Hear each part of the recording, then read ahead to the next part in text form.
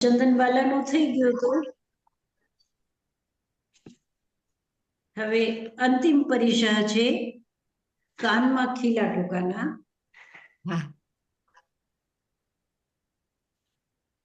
ભગવાન મહાવીરના જેટલા પણ પરીક્ષા હતા કેટલા બધા પરીક્ષા આપણે વાંચી લીધા છે અને ભગવાન મહાવીરે તો એ પોતે એના શરીર ઉપર એને સહન કર્યા છે, આપણે વાંચ્યા છે. હવે અંતિમ પરીક્ષા છે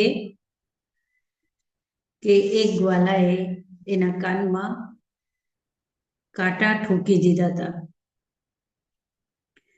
12वां चातुर्मास चंपा में व्यतीत कर महावीर विहार कर छम्माने ग्राम के बाहर पहुंचे और कायोत्सर्ग में खड़े हो गए. गोधूली बेला थी. ग्वाला अपने खेत से लौट रहा था. महावीर को खड़े देख उसने कहा, बाबा आप यहाँ खड़े हैं, तनिक मेरे बैलों का ध्यान रखें. मैं किसी कार्यवश जा रहा हूं, शीघ्र लौटूंगा. ऐसा कहकर ग्वाला चला गया. लौटने में उसे कुछ विलंब हो गया. बैल चरते हुए दूर निकल गए. अपने बैलों को न देख पाने से उसने महावीर से पूछा, पर वे ध्यानमग्न थे, अतः उत्तर नहीं दिया. ग्वाले ने पुनः पूछा, फिर भी उत्तर नहीं मिला. वो क्रोध से तिलमिला गया. उसने चिल्लाकर कहा, हे पाखंडी, लगता है तू बहरा है. एक क्षण ठहर, मैं अभी तेरा उपचार किए देता हूं. उसने पास ही कास नामक घास के कील और नुकीले कांटे उठाए, महावीर के कानों में आर पार ठोक दिए. જંગલમાં તો હતા જ મહાવીર ધ્યાન કરતા હતા એક ઝાડના નીચે. ત્યાં ઘણા બધા કાંટાના ઝાડ હતા, લાંબા લાંબા મોટા મોટા કાંટા. એ ગ્વાલાને ખૂબ ગુસ્સો આવ્યો. એને લીધા કાંટા અને મહાવીરના કાનમાં पत्थर ले અને ठोकी દીધા. इतनी असह्य वेदना ने ध्यानमग्न महावीर को विचलित नहीं किया. न ही उनके भीतर कोई क्रोध अथवा द्वेष की भावना जन्मी. सामान्य रूप से अपनी साधना पूर्ण कर वे गांव में भिक्षाटन के लिए गए. वहां सिद्धार्थ नामक एक व्यापारी के घर में पहुंचे. सिद्धार्थ के पास उसका एक मित्र भी बैठा था जो चिकित्सक था. उन लोगों ने आदरपूर्वक श्रमण महावीर को खाद्यान्न पहराए. चिकित्सक खरक ने सिद्धार्थ को बताया कि श्रमण किसी शारीरिक अंतर्वेदना से पीड़ित है. एक वैद्य बैठो तो चिकित्सक એને ખબર પડી ગઈ કે ભગવાનને કાંઈક પીડા છે, આંતરિક પીડા છે. કારણ કે કાંટા બારે દેખાતા નહોતા. કાંટા એકદમ અંદર ઠોકી દીધા હતા એને દુષ્ટ ગ્વાલાએ. તો બહાર કોઈને કઈ દેખાતું નહોતું કે પ્રભુને શું તકલીફ છે. પણ ચિકિત્સકને એને ध्याનમાં આવી ગયો કે ભગવાન કઈક તકલીફમાં છે. दोनों मित्रों ने महावीर से रुकने का आग्रह किया जिससे चिकित्सक की चिकित्सा की जा सके. महावीर अपने व्रत के अनुरूप बिना उत्तर दिए वहां से चल पड़े. એમનો મૌન વ્રત હતો એટલે મૌન વ્રતની અંદરમાં બસ એ કોઈનો સાંભળતા પણ નહીં અને કોઈને જવાબ પણ નહોતા આપતા. એનો મૌન એવો હતો, કોઈનું સાંભળવાનું પણ નહીં. महावीर अपने व्रत के अनुरूप बिना उत्तर दिए वहां से चल पड़े. गांव में बाहर आकर वे एक पेड़ के नीचे बैठे और आगे की साधना का उपक्रम करने लगे. सिद्धार्थ और खरक उनके पीछे पीछे आ गए. जब महावीर बैठे तो दोनों ने उनके कान का परीक्षण किया, उनके शरीर का परीक्षण किया. जब उन्होंने दोनों कानों में चुभी कीलें दिखी तो वे तत्काल उपचार में जुट गए. आवश्यक यंत्र औषधियां एकत्र करके उन्होंने दोनों कानों के कील बाहर निकाल दी। कानों से खून बहने लगा। चिकित्सक ने संरोहन औषधि का लेप कर दिया। महावीर के साधना काल का यह अंतिम उपसर्ग था और सर्वाधिक कष्टदायी भी। कानमा कीला એટલે કેટલી વેદના થઈ હશે, કેવું થયું હશે એમને, કેવી આપણે કલ્પના કરીએ કે આપણા કાનમાં થોડુંક પણ કોઈ આટલું પણ એક ચીટી પણ આવી જાય કાનની અંદર તો કેવું કેવું થઈ જાય આપણને. એને તો બે કાનમાં કાંટા, મોટા મોટા કાંટા હોય ને, એ કાંટા અંદર ઘુસાવી દીધા હતા અને ઠોકી દીધા હતા પથ્થરથી અંદરમાં.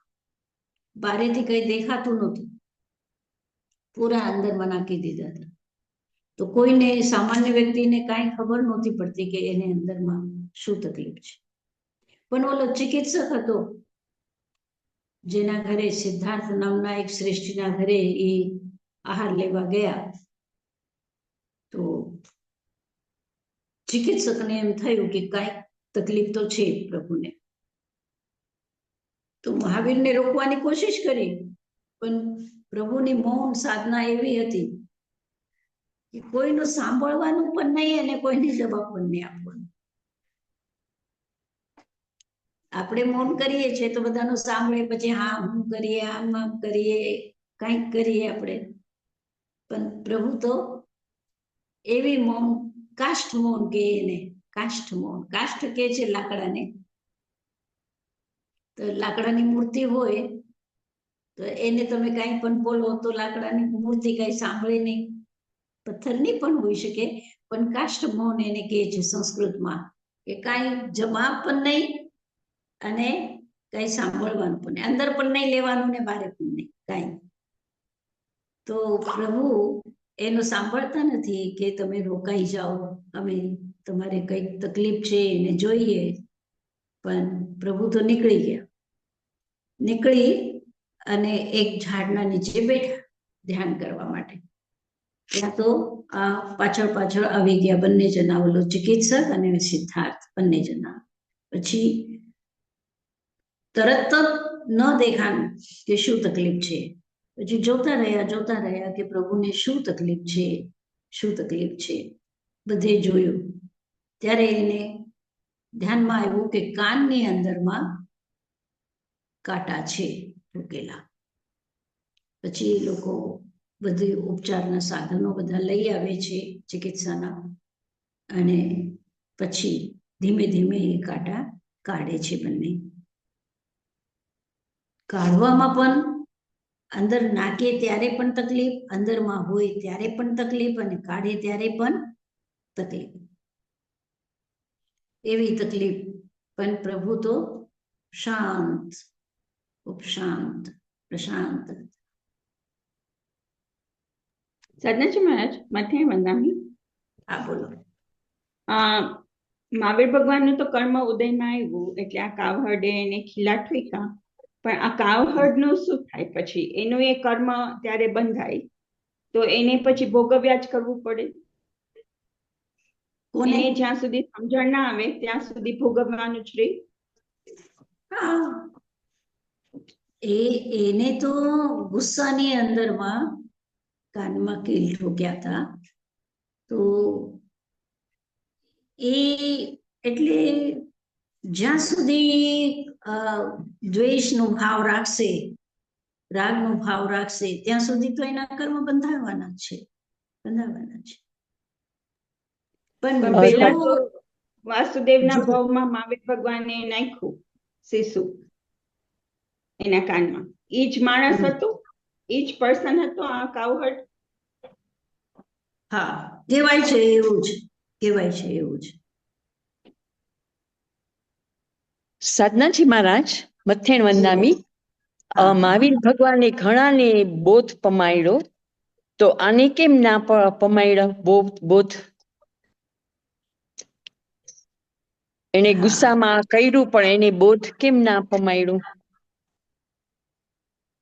મહાવીર, પહેલી વાત તો મહાવીર મૌનમાં હતા અને મહાવીર જાણતા હતા કે ક્યારે એ બોધ પામશે એને ખબર નથી. ઓ એટલે જે સમયમાં બોધ પામવાનો એનો કાળ ન આવ્યો હોય, ઉદયકાળ ન આવ્યો હોય, એટલે જેવી રીતે આપણે ઉદાહરણ શું આપી શકીએ, એક્ઝામ્પલ શું આપી શકીએ કે ભાઈ જ્યાં સુધી તેલ નથી, જ્યાં સુધી વાટ નથી, ત્યાં સુધી બીજો દીપક એને કેટલું પણ જલાવવાની કોશિશ કરે પણ એ દીપક ન જલે. જ્યારે તેલ વાટ બરાબર હોય ત્યારે જ એ દીપક પ્રજ્વલિત થાય. તો એવી જ રીતે આ પાત્રતા એની જ્યારે તૈયાર થાય, ભગવાન મહાવીરે આટલા બધાને ઉપદેશ આપ્યું. સમૂહ શરણની અંદરમાં કેટલા માણસો હતા? ઘણા બધા. બધા જ બોધ નથી પામ્યા ને. ના પ્રભુએ જે ઉપદેશ આપ્યો તો સમૂહ શરણમાં બધા માટે આપ્યો હતો. પણ સમૂહ શરણમાં જેટલા માણસો આવે, 1000 માણસો આવે, એમાંથી એક દીક્ષા લે છે કે બે દીક્ષા લે છે કે બે કે 3 કે 5 શ્રાવક બને છે. બધા તો નથી બનતા ને, બધા નથી પામતા બોધ. એવી જ રીતે ચંડ કૌશિક નું ઉપાદાન તૈયાર હતું જ્યારે મહાવીર ભગવાન એની પાસે ગયા ત્યારે. નિશ્ચિત ભગવાનને ખબર હતી કે આનું ઉપાદાન તૈયાર છે, એટલે ઉપદેશ એનો ફલિત થઈ ગયો. બરાબર. થેન્ક યુ સાધનાજી મહારાજ. સાધનાજી મહારાજ કેવી રીતના ખબર પડી, કેમ ખબર પડે ભગવાનને કે કોકનું ઉપાદાન રેડી છે કે નથી? એમાં કેવી રીતે ખબર પડે? ઇવન હમાય જ લાઈક તમને કેવી રીતે ખબર પડે કે કોણ રેડી? હા, એક તો પ્રભુની ચેતના શુદ્ધ ચેતના છે.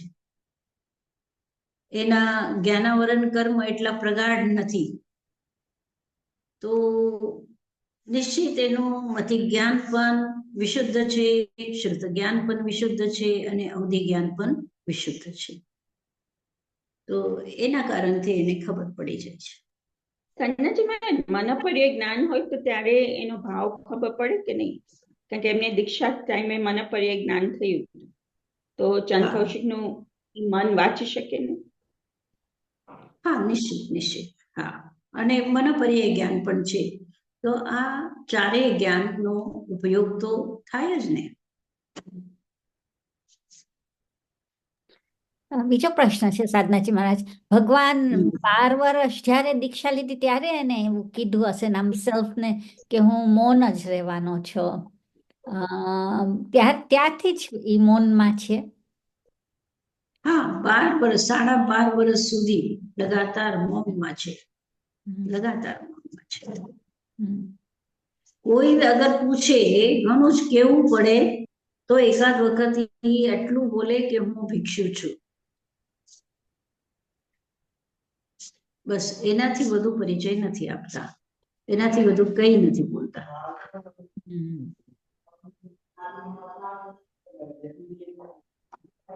ઠીક છે. હવે આ પરિસહ પૂરા થાય છે 12.5 વર્ષ સુધીના, અને લગભગ પૂરા થવાના સમયમાં એને થોડીક 2 મિનિટ 5 મિનિટ એક મુહૂર્તની ઊંઘ આવી જાય છે, ઊભા જ. એમાં એ 10 સ્વપ્ન જુએ છે. કયા કયા સ્વપ્ન જુએ છે એ બતાવે છે.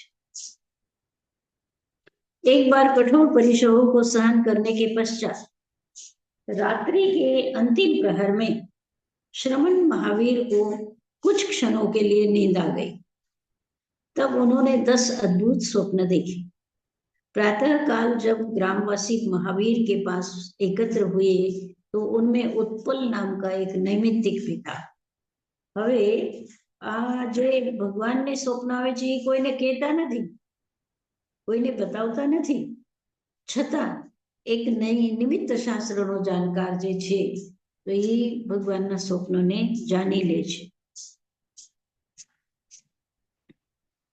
पहलो स्वप्न शू छे?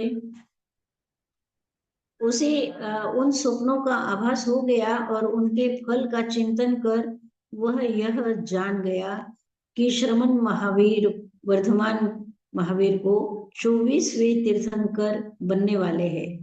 श्रमण वर्धमान 24वें तीर्थंकर बनने वाले हैं। वे स्वप्न और उनके फल इस प्रकार है। એને જે સ્વપ્ન આવ્યા હતા એના ઉપર વિચાર કર્યો ઓલા ઉત્પલ નામના વ્યક્તિએ, અને પછી એના જે સ્વપ્ન છે 10 એનો એ ફલ વિચાર કરે છે અને બતાવે છે. મહાવીર એક તાલ દૈત્ય को हराता है. ખૂબ મોટો તાલ દૈત્ય એટલે તાડનો ઝાડ હોય ને ખૂબ લાંબો, તો એના જેવો એક દૈત્ય હતો, રાક્ષસ. તો મહાવીર એના સાથે એ સ્વપ્નમાં જુએ છે કે એના સાથે એ ફાઇટિંગ થાય અને એને હરાવી દે છે.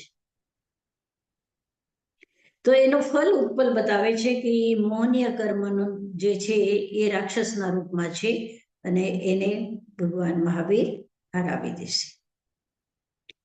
હવે બીજું સ્વપ્ન શું જુએ છે કે એક સફેદ પક્ષી છે, ખૂબ સરસ એકદમ સફેદ વર્ણનો એક પક્ષી એના સ્વપ્નમાં આવે છે. તો એ સ્વપ્નનો અર્થ છે કે ભગવાન મહાવીર શુક્લ ધ્યાનમાં વિરાજમાન થશે. એની ભગવાનની વૃત્તિ જે છે એ શુક્લ ધ્યાનની હશે. એની ભાવના એ એકદમ નિર્મલ સ્વચ્છ શ્વેત હશે અને એ શુક્લ ધ્યાનમાં મગ્ન થશે. ત્રીજો સ્વપ્ન જે જીવે છે એની અંદરમાં એવું જ પક્ષી છે પણ એના ઘણા બધા કલર છે, રંગબેરંગા. તો એ સ્વપ્નનો અર્થ બતાવે છે કે ભગવાન અનેક બહુઆયામી જ્ઞાનનો ઉપદેશ આપશે. બહુઆયામી જ્ઞાનનો ઉપદેશ આપશે અને એ જે છે એના પ્રતિક રૂપમાં આપણે જોઈ રહ્યા છીએ 12 અંગ. 12 અંગ જે છે, અંગસૂત્ર એટલે શાસ્ત્ર જે છે એ ભગવાન મહાવીરના ઉપદેશ આપેલા છે. મહાવીર પછી ચોથો સ્વપ્ન જુએ છે કે 2 રત્નની માલા. મહાવીર કે सम्मुख 2 रत्न मालाएं है, એવો સ્વપ્ન જુએ છે ચોથું. તો 2 રત્નમાલાનો શું અર્થ છે એ ઉત્પલને ખબર નથી પડતી, તો ભગવાન પોતે જ બતાવે છે કે શ્રમણ ધર્મ અને શ્રાવક ધર્મ એની સ્થાપના ભગવાન મહાવીર કરશે. પાંચમું સ્વપ્ન એને જોયું કે સફેદ ગાયોનો ઝુંડ, એટલે ઘણી બધી ગાયો ભગવાનના સામે ઊભી છે,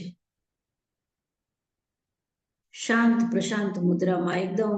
એટલે ગાયોનો જે રૂપ હોય એવી રીતે એકદમ શાંતિથી ઘણી બધી ગાયો ભગવાનના સામે ઊભી છે. તો એનો અર્થ બતાવે છે ઉત્પલ કે ચતુર્વિધ સંઘ આપકી સેવા મેં રહેગા, એટલે બધા તમારી સેવા કરશે એમ. પછી છઠ્ઠા સ્વપ્નમાં ખીલેલા કમલ હોય એવો તાલાબ જુએ છે ભગવાન.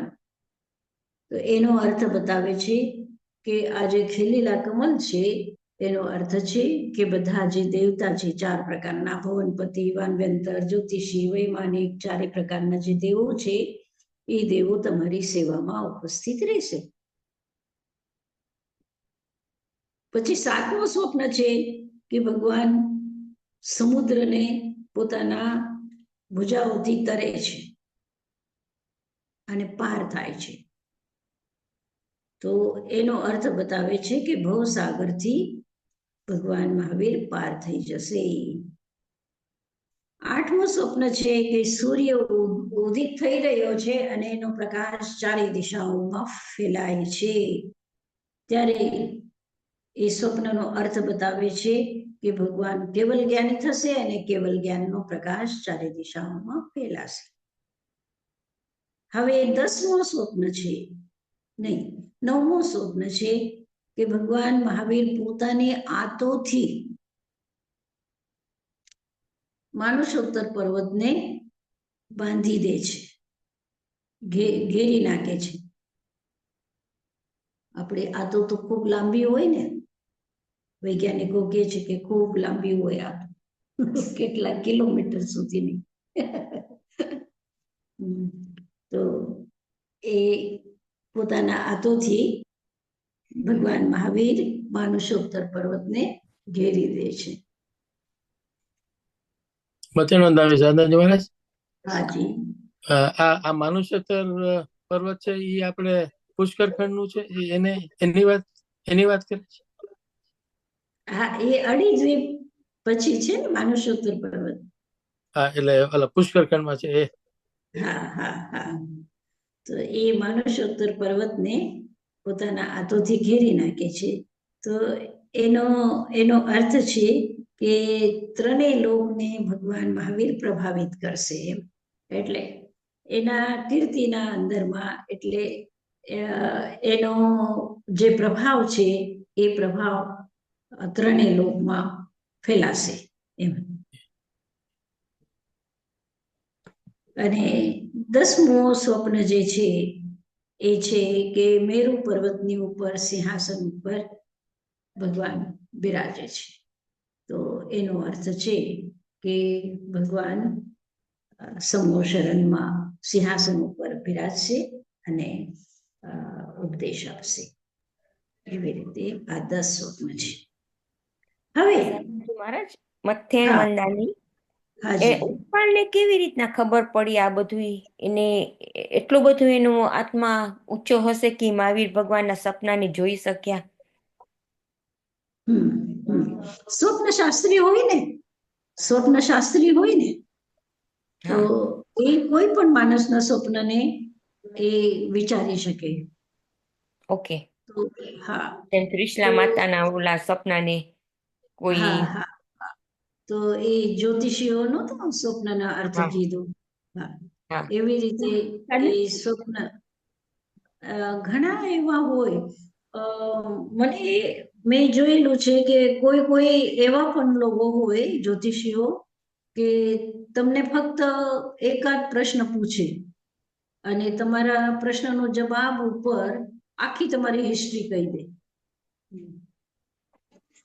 પણ આને તો મહાવીર ભગવાને તો કીધા નતા કે મને આ સપના છે. આને તો એના સપનાનું એમ જોઈ શકાય, એના મનમાં શું સપના થાય છે એ પણ જોઈ શકાય. કઈક એને ખબર નહીં એવું કઈક લબ્ધિ પ્રાપ્ત હશે. દિગંબર પણ આ માને છે આ સપનામાં? ના, ખબર નહીં માને છે કે નહીં, ખબર નહીં. દિગંબરનું એ જોવું પડશે. એટલે એ ઉત્પલ જે હતો એ કોઈ મુનિ હશે એવા કે જેને મનોપર્યાપ જ્ઞાન હોય એવું? નહીં, શ્રાવક હશે. શ્રાવક થઈ શકે ને. પણ શ્રાવકને પણ પર્યાય જ્ઞાન તો થઈ શકે છે. પણ મનોપર્યાય જ્ઞાન તો મુનિને જ ન થાય? 6ઠા અને 7મા ગુણસ્થાને. હા, પણ જો મુનિનો મતલબ એવું થોડી ના છે કે વેશથી જ મુનિ થાય. હા, એવું પણ છે કે એટલી એની આત્મા એકદમ સ્વચ્છ થઈ ગઈ હોય, શુદ્ધ થઈ ગઈ હોય. જી. હાજી હાજી. મથે વંદામી અને સાધનાજી મહારાજ. હા, બીજી પ્રશ્ન વસ્તુ છે કે કલ્પસૂત્ર દિગંબર નથી માનતા ને. આ કલ્પસૂત્રને દિગંબર નથી માનતા. એટલે ખબર નહીં એ સ્વપ્નને માને છે કે નહીં એ ખબર નથી. હા હા. શું? સાધનાજી મહારાજ મથે વંદામી. તો જ્યારે ઋષભદેવ ભગવાનના ટાઈમે મહાવીર ભગવાન મારુચિ ભાવ લાઈફમાં હતા, તો ત્યારે ઋષભદેવે કીધું હતું કે તમે 24 તીર્થંકર બનશો. પછી એ બધું ભૂલાઈ ગયું હશે મહાવીર ભગવાનને, પણ વિચારે નહીં કર્યા હોય. પણ પછી આ છેલ્લા ભાવમાં પ્રશ્ન હતો કે જ્યારે અવધિ જ્ઞાન હોય તો એ અવધિ જ્ઞાન મહાવીર ભગવાન આગળ જોઈ શકે કે હું તીર્થંકર બની જઈશ, કે એવું ના હોય? તીર્થંકરનું નહીં, પણ એ દીક્ષા લેશે એવું તો એને ગર્ભમાં જ નક્કી કરી લીધું હતું કે હું દીક્ષા લઈશ, પણ મા બાપના હયાતીમાં નહીં લઉં. હે ને? એટલું. ઓકે.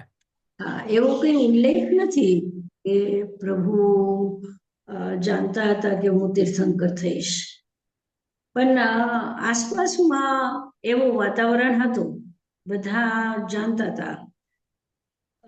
ઘણા લોકો જે વિચારક લોકો છે, કારણ કે જે સ્વપ્ન દર્શક હતા, સ્વપ્ન પાઠક હતા, એ લોકોએ કીધું હતું ને, કાં તો એ ચક્રવર્તી થશે અથવા તીર્થંકર થશે, એવું તો કહી જ દીધું હતું.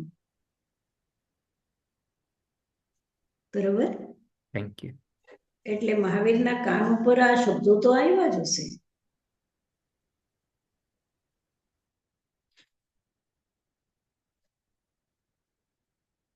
અને ભગવાન મહાવીરની આત્મામાં તો એ જ્યારે ઋષભદેવને મરીચીને કહી દીધું હતું, તો અંદરમાં હશે તો ખરી.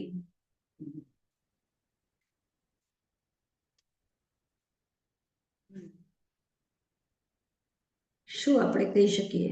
જ્યાં સુધી શાસ્ત્રનું પ્રમાણ ન મળે આપણને, આપણે ન કહી શકીએ. Thank you. સદાજીમાં જ્યારે અવધિ જ્ઞાન હોય ત્યારે આપણું પોતાનું ફ્યુચર દેખાય કે ના દેખાય? અવધિ જ્ઞાનમાં આપણું પોતાનું બીજાનું દેખાય કે આનું ફ્યુચર કેવું થશે ને શું, આપણું દેખાય કે નહીં પોતાનું?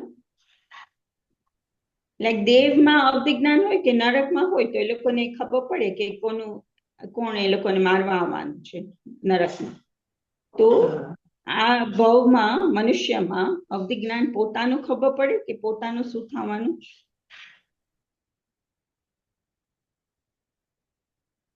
થવું તો જોઈએ. એટલે ભૂતકાળનું પણ, વર્તમાનનું પણ અને ભવિષ્યનું પણ અમુક અવધિ સુધી મર્યાદા છે ને એની અંદરમાં. કોઈને 1 ભવ સુધી, કોઈને 2 ભવ સુધી, એવી રીતે પહેલાનું અથવા પછીનું દેખાતું હોય. તો મહાવીર ભગવાનને પરમ અવધિ થયું, તો પરમ અવધિ એટલે કેવી રીતે, એટલે શું? અંતિમ અવધિ જ્ઞાન. અંતિમ અવધિ જ્ઞાન એટલે જે અવધિની મર્યાદા છે, જ્યાં સુધીની, એ આખી અવધિ પરમ અવધિ. એટલે પરમ અવધિ એટલે મેક્સિમમ અવધિ જ્ઞાન જે થઈ શકે ઈ. ઓકે. એ મેક્સિમમ. તો આખું યુનિવર્સ ને જોઈ શકે ને, અવધિ જ્ઞાન હોય તો આખા યુનિવર્સમાં શું થાય છે, અને પાછળ એ કેટલા વર્ષો પહેલાનું એનું હોય. હા, ભૂતકાળ, વર્તમાન, હમણાં ભૂતકાળમાં એ. ઓકે. એકચ્યુઅલી આપણને થાય ભગવાન મહાવીરનું આત્મા એટલું શુદ્ધ હતું કે એને પોતાનો તો વિચાર નહીં કર્યો કે હું આ થાય છે, એટલે એમાં તો ઈગો હોય એટલો બધો કે હું થાય તીર્થંકર, એટલે એવો વિચાર આવ્યો હશે પણ એને રિગાર્ડ નહીં કે એને આમ વિચાર એના ઉપર મન ઉપયોગ ના કર્યો, એવું મને તો લાગે છે કે ભગવાન. હા, અને જે જ્ઞાન હોય એનો જ્યારે આપણે ઉપયોગ લગાડીએ છીએ ત્યારે એ પ્રકટ થાય ને. તો ભગવાને એ બાજુમાં ઉપયોગ નહીં લગાડ્યો હોય. તમારી વાત બરાબર છે કે એ બાજુમાં ઉપયોગ નહીં લગાડ્યો.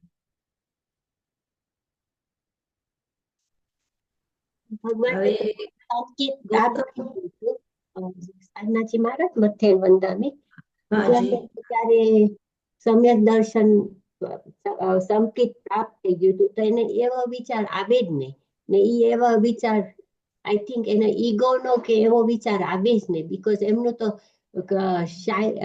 શાયિક સંકેત હતું. હા, એવો તો ત્યાં આવી જ ન શકે. અને ભગવાનની આટલી બધી સાધના છે અને 12 વર્ષ પૂરા થઈ રહ્યા છે, તો નિશ્ચિત એ એકદમ નજદીકમાં આવી ગયા છે, કેવલ જ્ઞાનના નજદીકમાં આવી ગયા છે.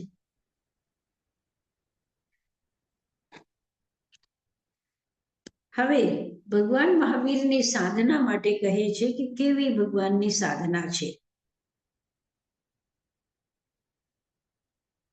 એના 21 ઉપમાઓ આપે છે, એટલે એક્ઝામ્પલ આપીને ભગવાનની સાધનાને સરખામણી કરે છે. તૈનમ સમને ભગવં મહાવીરે અણગારે જાય ઇરિયા સમીએ ભાષા સમીએ એસના સમીએ આયાન વંડમત નિખેવના સમીએ ઉચ્ચાર પાસવન ખેલ સિંહાન જલ પરિઠાવનિયા સમીએ મન સમીએ વય સમીએ કાય સમીએ મન ગુત્તે વય ગુત્તે કાય ગુત્તે ગુત્તે ગુત્તિંદિયે ગુત્ત બંબયારી અકુહે અમાને અમાયે અલોભે સંતે પસંતે વસંતે પરિનિવૃડે અનાસવે અમમે અકિંચને છિન્નગંથે નિરુવલેવે કંસપાયી ઇવ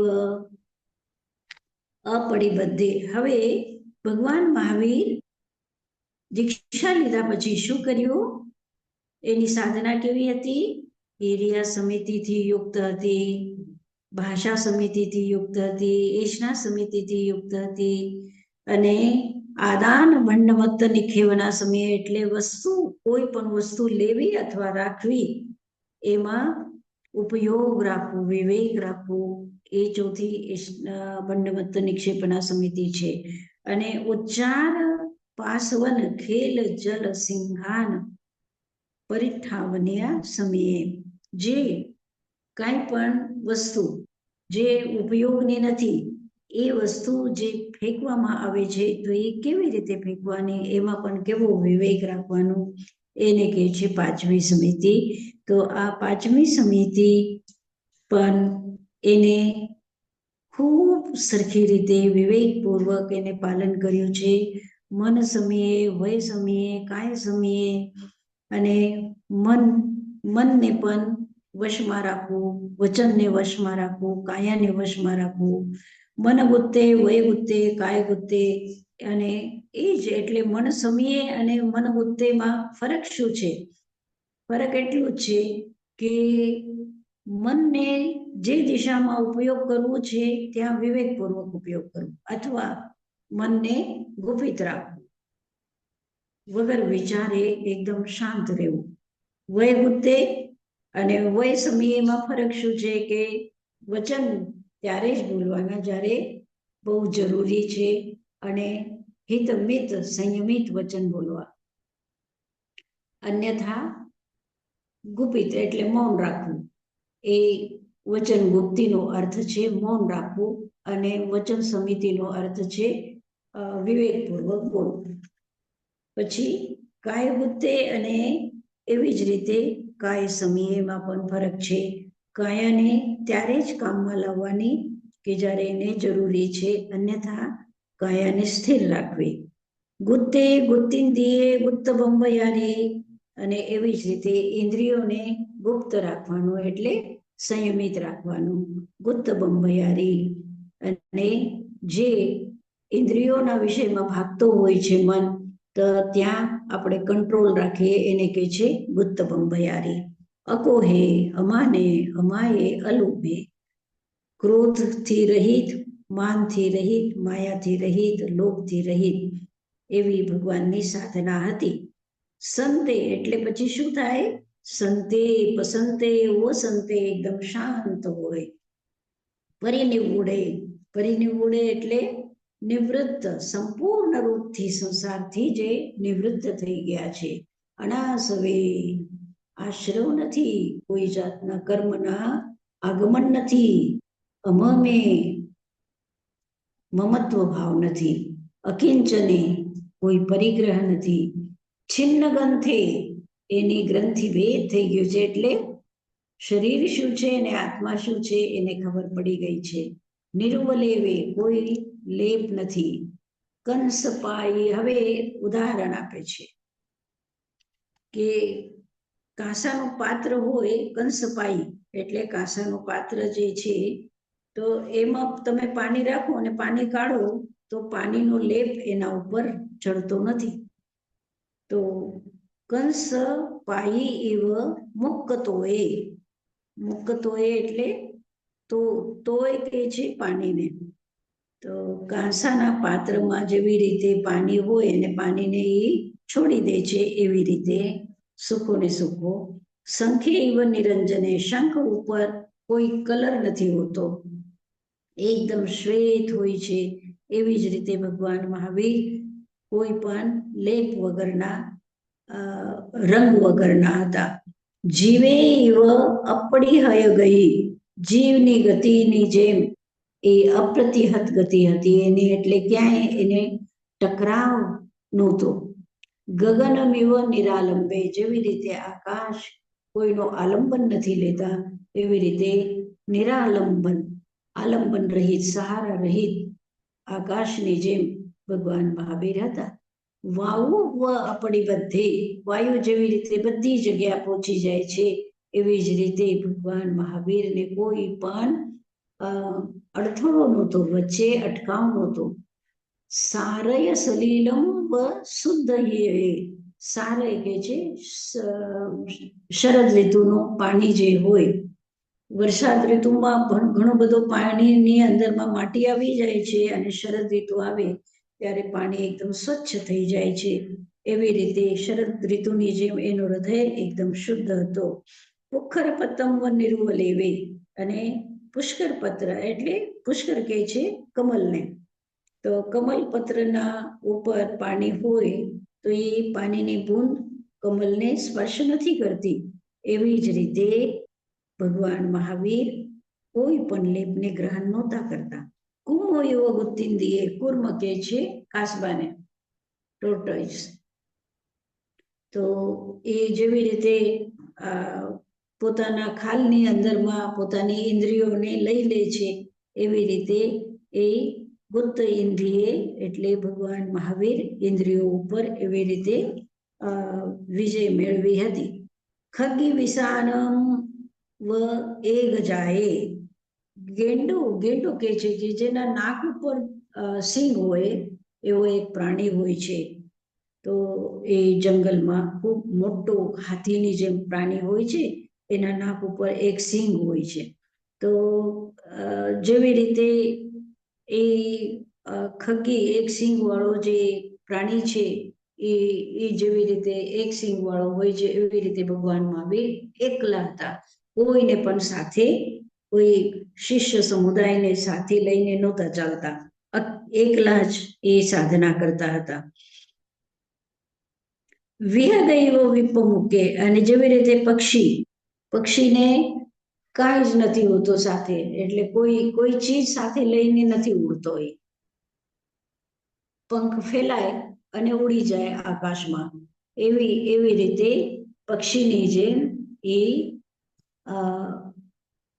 કોઈ પણ સાધન સામગ્રી વગરના એકલા પંખ સાથે ઉડી જતા હતા. ભારંડ પક્ષી વ અપમત્તે. અને એ જમાનામાં કોઈ એક પક્ષી હતો જેની બે ગરદન હોય, એટલે એક ગરદનથી ચૂકતો હોય, આહાર લેતો હોય, અને બીજી ગરદનમાં ચારે દિશામાં એ જોતો હોય. તો એવી રીતે ભારંડ પક્ષી એને કહેવાય. તો એ જેવી રીતે અપ્રમત્ત હોય છે, બધી જગ્યા જોતો હોય છે પોતાની ક્રિયા કરતા થકા, એવી રીતે એ અપ્રમત્ત હતા ભગવાન મહાવીર. કુંજરો યુવક સોંડી રે. અને કુંજર એટલે હાથીની જેમ એ બલવાન હતા. વસભો યુવ જાય થામે. વૃષભ એટલે બેલની જેમ બલવાન હતા. સિંહો યુવ દૂધ ધરી છે. અને સિંહની જેમ, જેવી રીતે સિંહ આખા જંગલમાં એ એકદમ દુર્ધર્ષ હોય, એટલે એને કોઈ હરાવી ન શકે એવો હોય છે, એવી જ રીતે ભગવાન મહાવીર હતા. મંદરો યુવ અપકંપે. અને મંદર પર્વત એટલે મેરુ પર્વત કહો અથવા મંદર પર્વત કહો, એક જ છે. તો એના જેવા એ અચલ હતા, નિષ્કંપ હતા. સાગરો એવ ગંભીરે, સાગરની જેમ ગંભીર હતા. ચંદો એવ સૌમલેશે, ચંદ્રની જેમ સૌમ્ય હતા. સૂર્યની જેમ, સૂરો એવ દિક્તલેશે, સૂર્યની જેમ એને પ્રકાશ પ્રભાવી હતું. જચ કંચન જાય રૂપે, અને સોનાની જેમ એકદમ શુદ્ધ સોનાની જેમ મલરહિત હતા. વસુંધરા એવ સૌ ફાસે વિષયે, અને જેવી રીતે પૃથ્વી બધું સહન કરે છે એવી જ રીતે બધું સહન કરવાની એની અંદરમાં શક્તિ હતી, તાકાત હતી. સુહુય હુયાસનો એવ તે સાંજલંતે. સુહુય, સુહુય એટલે અગ્નિ નો એની અંદરમાં નાકે, અગ્નિ નાકે, અને પછી જેવી રીતે એ યજ્ઞ કુંડમાં અગ્નિ નાખવાથી અગ્નિ પ્રજ્વલિત થાય છે, એવી જ રીતે ભગવાન મહાવીર એવા તેજસ્વી હતા. જ્વલંતે, એવા તેજસ્વી, એની શક્તિ એવી તેજસ્વી અને જ્વલંત શક્તિ હતી. તો એની જ ગાથાઓ આપી છે. કંસે શંખે જીવે, ગગને વાયુ સારય સલિલેય, ઉખર પત્તે કુમ્મે વિહગે ખગ્ગેય ભારંડે, કુંજર વસભે સિંહે નગરાયા ચેવ સાગર મકોભે, ચંદે સૂરે કનગે વસુંધરા ચેવ હુયુહે. એવી રીતે ભગવાન મહાવીરની આ સાધના છે. સાધનાના એવા ઉદાહરણ આપેલા છે કે એની સાધના એટલી ડીપ ડીપ ડીપ હતી. એવું નહીં કે થોડું ઘણું કર્યું અને બસ થઈ ગયું, એમ નહીં. સંપૂર્ણ રીતે એ સાધનામાં સંપૂર્ણ રીતે એની અંદરમાં નિમગ્ન થયેલા હતા. હવે આગળ કે છે એના સાધના માટે જ કે નથી નમતસ ભગવંતસ કથઈ પડી બંધે. હવે ભગવાનને કોઈ જાતનો પ્રતિબંધ નહોતો. કોઈ જાતનો પ્રતિબંધ એટલે કોઈ જાતના હવે એને બાધા નહોતી. તો પ્રતિબંધ કેટલા પ્રકારના હોય છે એ કહે છે. સેય પડિબંધે ચૌવિહે પન્નતે તંજહા દવવો ખેતવો કાલવો ભાવો, દવો નમ સચિતા ચિત્ત મિસેસુ દવ્વેસુ. અને એ 4 પ્રકારના પ્રતિબંધ હોય છે. પ્રતિબંધ એટલે કંઈક બાધા આવી જાય ને, એને પ્રતિબંધ કહે છે. તો ભગવાન મહાવીર માટે કોઈ પ્રતિબંધ હતો નહીં. દ્રવ્યથી, ક્ષેત્રથી, કાલથી અને ભાવથી. તો દ્રવ્યથી શું છે? તો દ્રવ્યથી છે સચિત, આ સચિત વસ્તુ છે, આ અચિત વસ્તુ છે, આ મિશ્ર વસ્તુ છે. એના માટે કોઈ મતલબ કોઈ મનની અંદરમાં કોઈ સંકલ્પ વિકલ્પ જ નહોતો કે આ સચિત છે કે આ અચિત છે કે આ મિશ્ર છે, કાંઈ નહીં. ખેતવોનમ ગામે નગરે અરણ્ય ખિત્તે ખલે ઘરે અંગને નહેવા કાલો. હા, તો અને હવે ક્ષેત્રથી શું છે કે આ ગામ છે, આ નગર છે, આ અરણ્ય છે, આ ખેત છે, આ ખલિહાન છે, આ ઘર છે, આંગણ છે, નખ છે. નભ એટલે આકાશ. તો આવી રીતે કોઈ જાતનો એને કોઈ પ્રતિબંધ નહોતો કે મને આ ગમે છે ને આ નથી ગમતું, આ સારું છે ને આ ખરાબ છે, એવું એને કાંઈ નહોતું. કાલોનમ સમયે વા અવલીએ વા. કાલથી શું છે? આનાનું પાન એવા, થોવે વા, ખને વા, લવે વા, મુહૂર્તે વા, અહોરતે વા, પક્ષે વા, માસે વા, ઉવા, અયને વા, સંવત્સરે વા, અન્નયરેવ, દીહ કાલ સંજોગે વા. તો કાલથી આ સમય છે, આ પક્ષ છે, આ કૃષ્ણ પક્ષ છે ને આ શુક્લ પક્ષ છે, આવો મહિનો છે, એવી ઋતુ છે, આ ઠંડીની ઋતુ છે કે આ ગરમીની ઋતુ છે, કે આ 5 વર્ષ થયા કે આ 10 વર્ષ થયા કે એવું કોઈ એને કોઈ જાતના વિકલ્પ જ નહોતા. હવે કાલનો થયું, દ્રવ્ય ક્ષેત્ર કાલ થયું. હવે ભાવોનમ કોહે વા માને વા માયાએ વા લુભે વા ભયે વા હાસે વા પેજે વા દોષે વા કલયે વા અભખાણે વા પેસુન્ને વા પરપરિવારે વા રતિ અરતિ વ માયા મૂસે વા મિચ્છાદન સંસલ્લે વા તસ્સનમ ભગવન તસ્સનો એવમ ભવઈ. એને કોઈ જાતના કોઈ સંકલ્પ વિકલ્પ નહોતા, અભિમાનનો નહીં, માયાનો નહીં, લોભનો નહીં, કલહનો નહીં, કોઈ માયા મોશા મિચ્છા દર્શન શલ્ય કોઈ જાતના પાપના કોઈ સંકલ્પ વિકલ્પ કાંઈ કરતા કઈ જ નહીં. એકદમ સ્વચ્છ હૃદય, એકદમ નિર્મલ હૃદય, એકદમ નિર્લેપ થઈ ગયેલા હતા ભગવાન મહાવીર.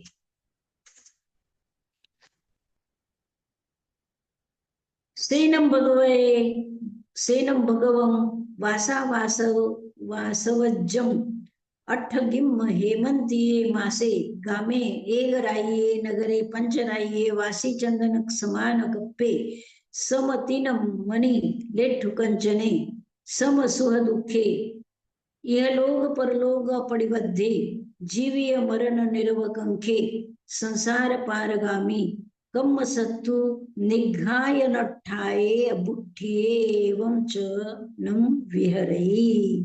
હવે ભગવાન મહાવીર એવી રીતે વિચરણ કરે છે. કેવી રીતે વિચરણ કરે છે કે 4 મહિનાના ચાતુર્માસ પછી જ્યારે વિહાર કરે છે તો ગામડો હોય તો 1 રાત્રિ રહે, નગર હોય તો 5 રાત રહે, અને કોઈ એને ગાળો આપે, અપમાન કરે અથવા કોઈ એનું સન્માન કરે, વાસી ચંદન સમાન કપ્પે, એનો મતલબ છે કે વાસીનો અર્થ છે સંસ્કૃતમાં એને વસૂલા કહે છે. વસૂલો એટલે કાપવાની જે છુરી, ચાકુ, તલવાર જે કંઈ છે, તો એનાથી કોઈ કાપે અથવા ચંદનનો લેપ લગાડે તો સમાન કપ્પે એની અંદરમાં ભગવાન મહાવીર સમાન હતા. સમતિના મણિ, તૃણ હોય કે મણિ હોય, લેઠ્ઠુ કંચને માટીનો ઢીલો હોય કે સોનો હોય, સમસુહ દુઃખે દુઃખ હોય કે સુખ હોય, ઇહલોક પરલોક અપડિબદ્ધે, ન આ લોકનો કોઈ એને કોઈ જાતનું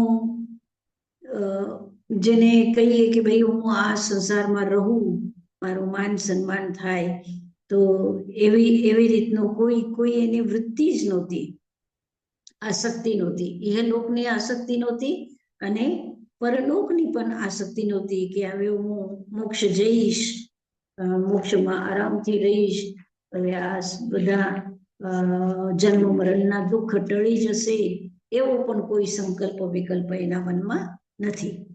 ઇહલોક પરલોક બેનો અપડિબદ્ધે, એની અંદરમાં કોઈ અપ્રતિબદ્ધ હતા, એટલે બંધેલા નહોતા કે હવે મને મોક્ષે જ જવું છે, કોઈ પણ જાત કાંઈ પણ કરવું પણ મને તો મોક્ષે જ જવું છે, એવી પણ કોઈ સંકલ્પની એની ભાવના નહોતી.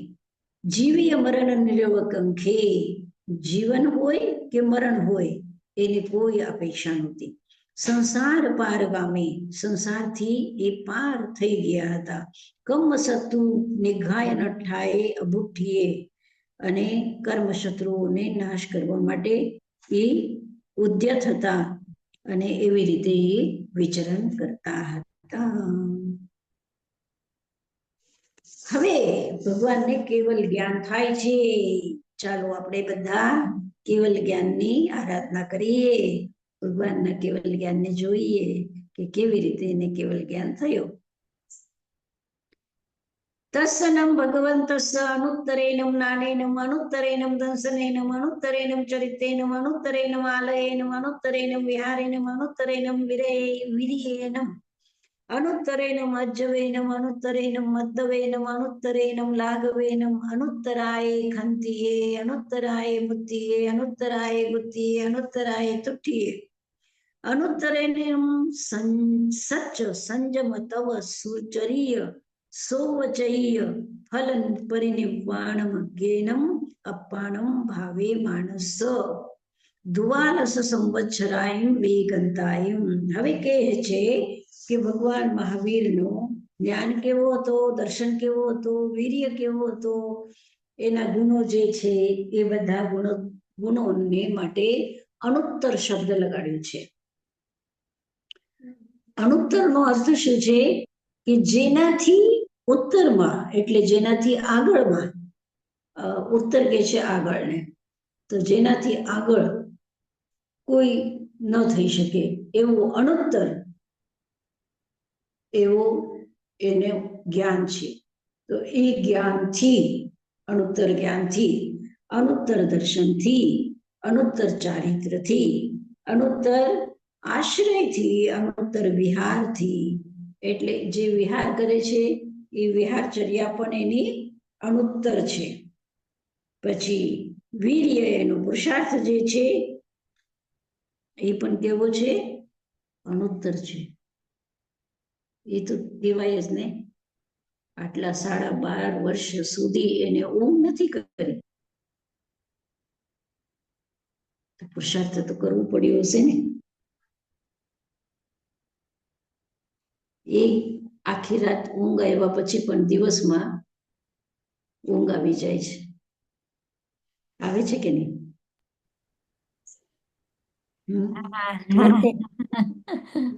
મતે વંદામી સાધનાજી મહારાજ આટલું ઈ ડીપ મેડિટેશન કરતા હતા, આપણે તો કરીએ તેમાંય નીંદર આવી જાય.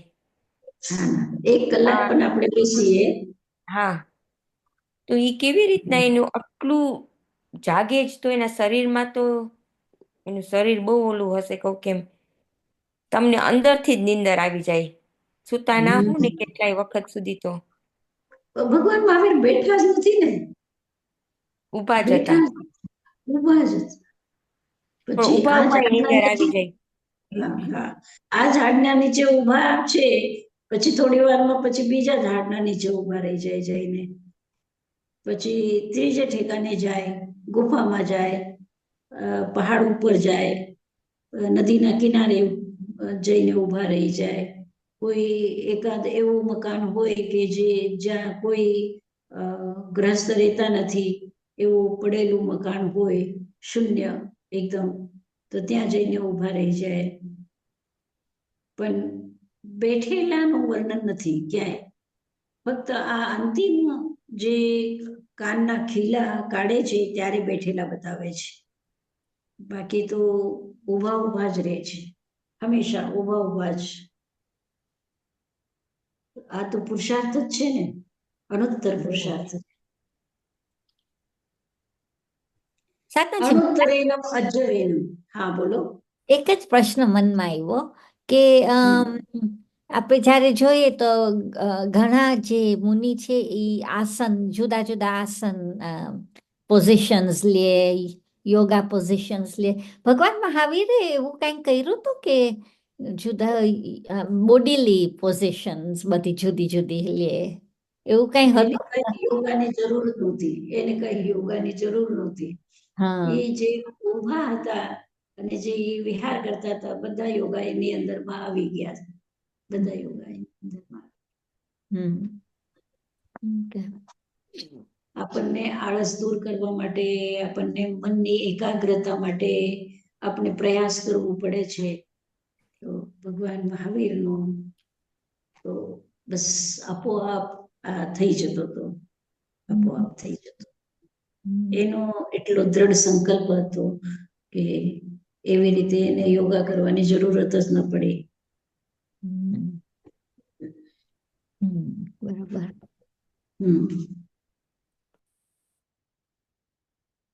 અનુત્તરેનમ અજ્જવૈનમ, અનુત્તરેનમ મધ્યવૈનમ. એટલી એની સરળતા હતી, એટલી વિનમ્રતા હતી. એટલે જે તમે પ્રશ્ન કર્યો હતો, તો એની અંદરમાં અહંકાર જેવી કોઈ વસ્તુ રહી જ નહોતી. એટલે હું તીર્થંકર છું એવી ભાવના એની અંદરમાં, કે હું સર્વે સર્વા છું એવી ભાવના એની અંદરમાં નહોતી. અનુત્તરેનમ લાઘવેનમ, અનુત્તરેનમ ખંતીએ, બુદ્ધિએ, ગુદ્ધિએ.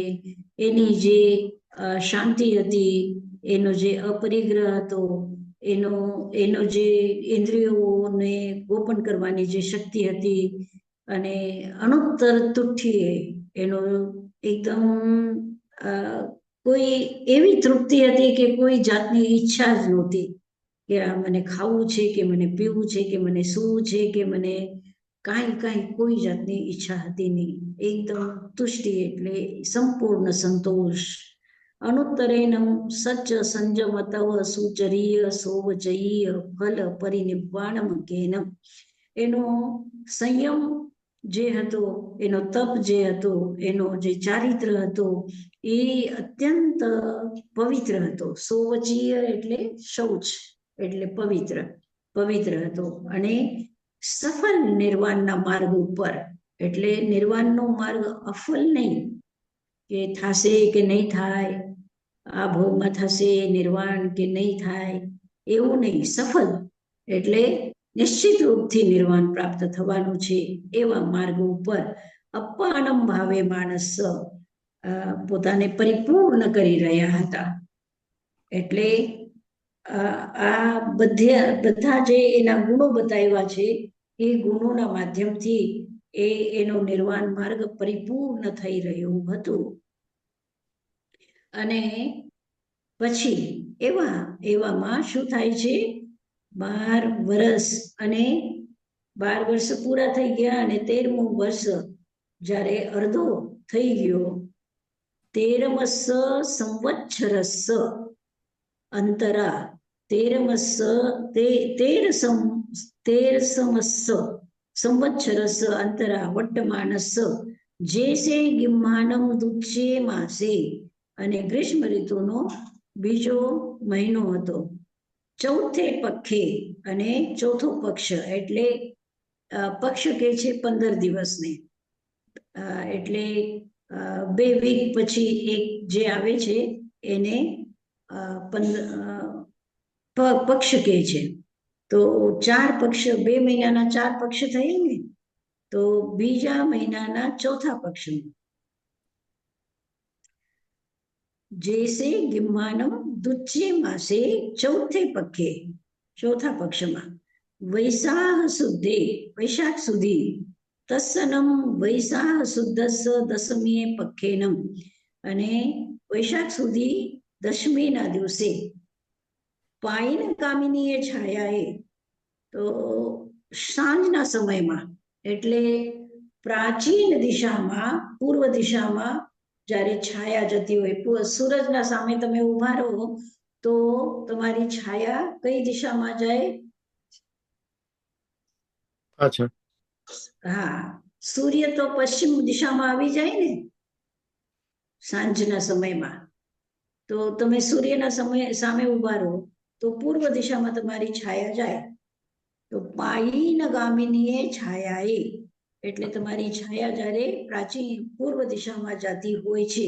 પોરસીએ અભિનિવટ્ટાએ પમાન પત્તાએ, પોરસી પૂર્ણ થઈ હોય એટલે સાંજનો સમયની પોરસી પણ પૂરી થઈ ગઈ હોય. સુવયનમ દિવસેનમ, સુવ્રત દિવસ કેવો હતો? સુવ્રત દિવસ હતો. વિજયનમ મુહૂર્તેનમ, મુહૂર્ત કેવો હતો? વિજય મુહૂર્ત હતો.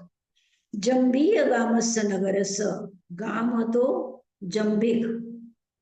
તો જંબીક ગામના બહિયા બારે ઉજ્જુબાલિયાએ નદીએ તીરે, ઉજ્જુબાલિકા નદીના તીર ઉપર વિયાવત્તસ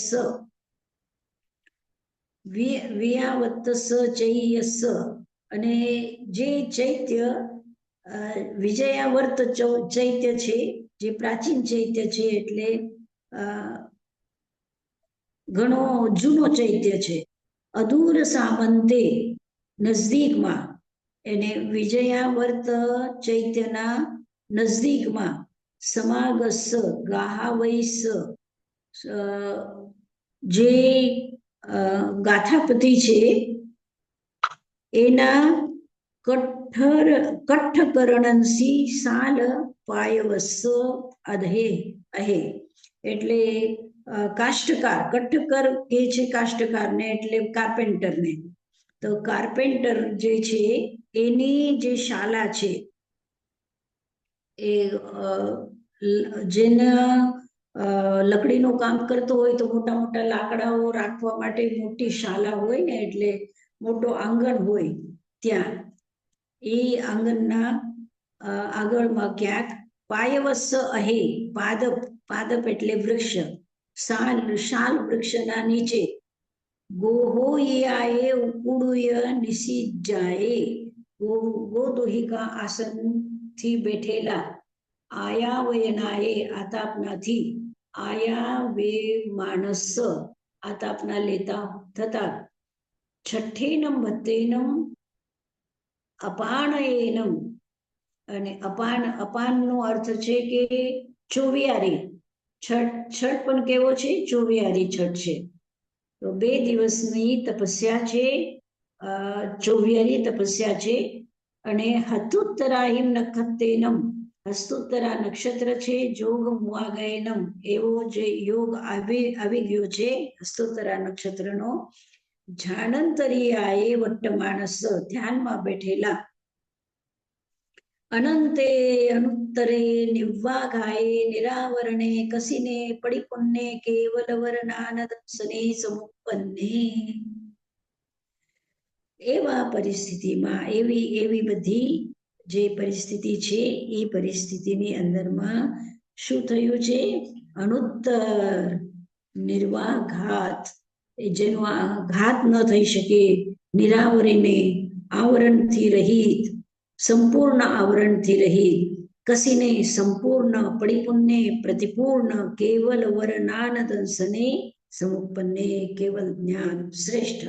વરનો અર્થ છે શ્રેષ્ઠ, કેવલ વર શ્રેષ્ઠ, કેવલ જ્ઞાન અને કેવલ દર્શન સમુપન્ને ઉત્પન્ન થઈ ગયું.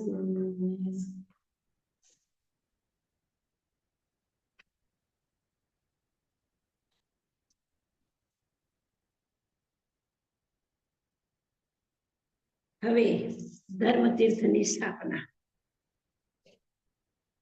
કેટલા વાગ્યા છે? શું કરવું છે? હવે ધર્મતીર્થની સ્થાપના પછી કરશું આપણે. હવે પ્રશ્ન પૂછી લ્યો રીટાબેન. ઠીક છે, પ્રશ્ન કરવા છે? હા, પ્રશ્ન પૂછી લ્યો. ભરતભાઈ, તમે પેલો પ્રશ્ન કરશો. પેલા પ્રશ્ન હતો કે ઉપયોગ, આપણે કેમ કહીએ છીએ આત્માનું લક્ષણ ઉપયોગ છે અને જ્ઞાન કેમ નથી, એ છે પ્રશ્ન. એટલે ઉમા સ્વાતીએ ઉપયોગો લક્ષણમ એમ કેમ કીધું, જ્ઞાન લક્ષણમ કેમ ન કીધું? મતે વંદામી સાતાજી મારે એટલે આપણે એમ કહીએ કે લક્ષણ ઉપયોગ છે અને જ્ઞાન નથી. કારણ કે આપણે ઉપયોગમાં આપણે જોઈએ તો ઉપયોગમાં જ્ઞાન અને દર્શન બંનેનો સમાવેશ છે. જ્યારે જો એમ કહીએ કે ઉપયોગ આપણો ખાલી જ્ઞાન છે તો પછી એમાં દર્શન લુપ્ત થઈ જાય, કે દર્શનનો સમાવેશ નથી થતો. એમ મેં વિચાર કર્યો હતો. હા હા હા. બીજા કોઈને કઈ કેવું છે? સતનાજી મહારાજ, મેં એમ બી લખ્યું કે ઉપયોગ છે આખું પ્રોસેસ ઓફ નોઈંગ. જ્ઞાન તો છે જ, પણ ઉપયોગ છે આપણે કેવી રીતે જાણી શકીએ છીએ, મીન્સ ઓફ નોઈંગ. એટલે આપણને, હા, અને એટલે ઉપયોગ લીધું છે, એટલું જ્ઞાન જ નથી લીધું. અને એમ પણ મેં વિચાર કર્યો હતો કે દર્શન અને જ્ઞાન એ આપણે છૂટા ન પાડી શકીએ, કારણ કે એ બંને એના જ્ઞાને કઈ દર્શન વગર તો ન થાય. ભલે દર્શન કેવલી ગમ્ય છે, પણ આપણે એ છૂટા ન પડી શકીએ. ઠીક છે. હા, પ્રતિભાબેન શું કે છે? સાધનાજી મહારાજ, મેં એમ પણ લખ્યું હતું કે જ્ઞાન ભલે આત્માનો ગુણ કહેવાય, પણ જીવના ઉપયોગથી જ એ પ્રગટ થાય છે. જ્ઞાન ને દર્શન જ્યારે જીવ ઉપયોગ મૂકે ત્યારે જ એ પ્રગટ થાય. એ બરાબર છે? બરોબર છે. બરોબર છે. હજી રસીલાબેન શું કહે છે? અને તમે ઉપયોગ આત્માનું કેરેક્ટરિસ્ટિક છે ને એને બધા બીજા દ્રવ્યથી જુદું કરે કે આ ઉપયોગ જાણી શકે. તો તમે જાણો પણ બધાનું જ્ઞાન બધા જીવો જાણી શકે પણ બધાનું જ્ઞાન જુદું જુદું હોય. કહું કેમ ક્ષયોક્ષમ બધાના જુદા જુદા હોય. એટલે જ્ઞાન આ બધાએ કીધું ને એમ રિઝલ્ટ છે. જ્ઞાન થાય ને એ રિઝલ્ટ છે. ઉપયોગ જ્યારે લગાડીએ ત્યારે એનો રિઝલ્ટ આવે જ્ઞાન, પણ એ બધામાં જુદું જુદું હશે. વિનાબેન કઈ કહેશો? સોરી સાધનાજી, જેમ ભરતભાઈ કીધું એમ જ મેં વિચાર્યું. સોરી. હા, અચ્છા. ચાંદનીબેન? હા, મજામાં. સાધનાજી મહારાજ, એવું છે કે આ ચૈતન્ય શક્તિનો વપરાશ છે, ઉપયોગ. એટલે જ્ઞાન તો પછી જ આવે. આપણે ચૈતન્ય વાપરીએ તો જ ઉપયોગ. અચ્છા, બીજાને કોઈને કઈ કેવું છે હજી વધારે? તો એક વાત છે કે ઉપયોગની અંદરમાં અજ્ઞાન પણ આવે છે. આ ઉપયોગ આપણે જ્યારે લઈએ છીએ તો સિદ્ધથી લઈ અને નિગોદ સુધી બધા જીવો આવી જાય છે ઉપયોગમાં. ફક્ત જો જ્ઞાન કહેશો તો જે નિગોદના જીવો છે એ નહીં આવી શકે, હે ને? તો અજ્ઞાન પણ છે ને, જ્યાં મિથ્યાત્વ દશા છે એનો પણ સમાવેશ થઈ જાય છે આ ઉપયોગની અંદરમાં. તો 12 પ્રકારના ઉપયોગ છે. એની અંદરમાં અજ્ઞાન પણ છે, જ્ઞાન પણ છે, દર્શન પણ.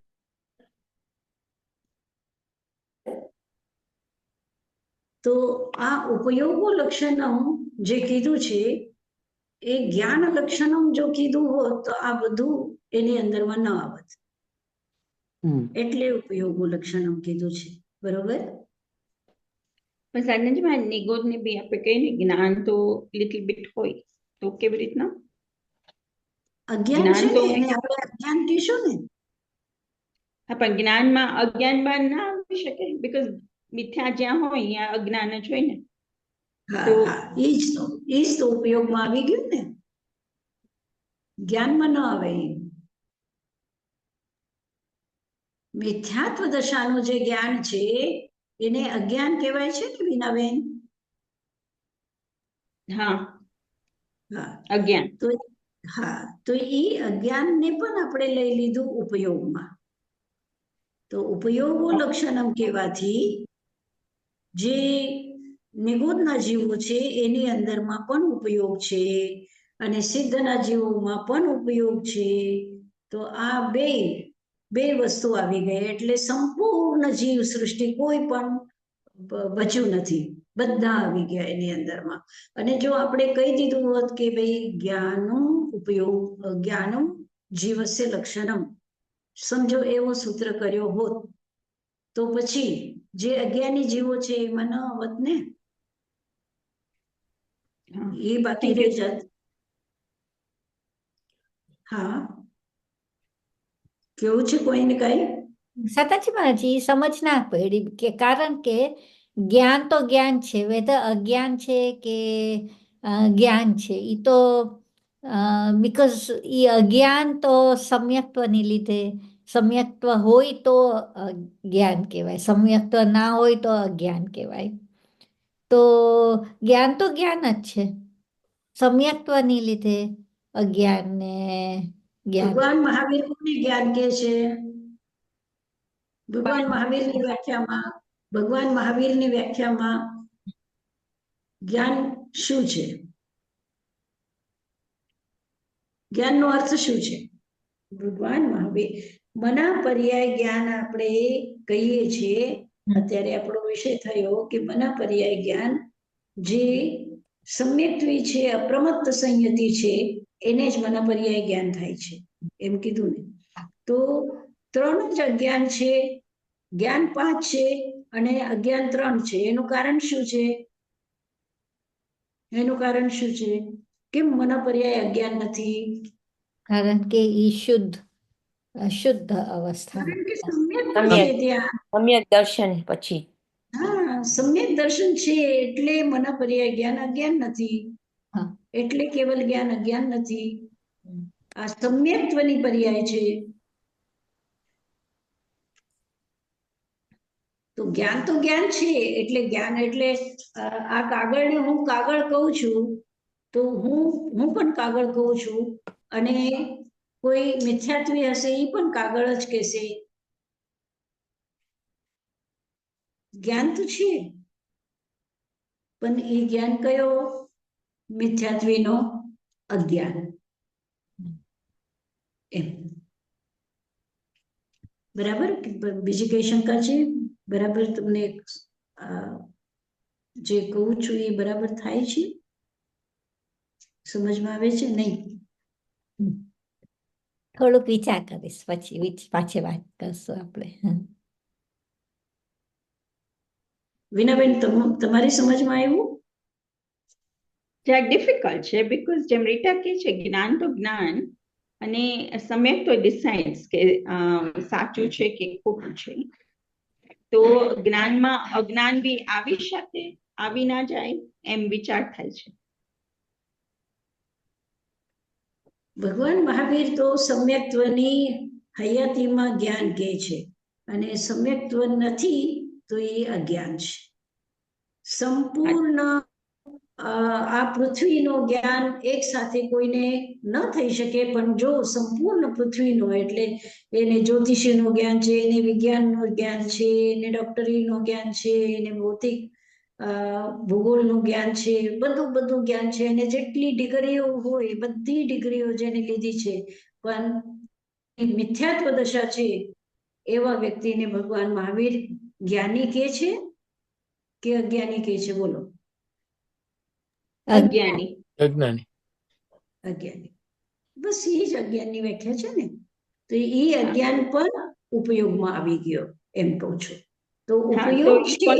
બરાબર. હા, એ કોન્ટેક્સ્ટમાં બરાબર તમે જે કહો છો બરાબર.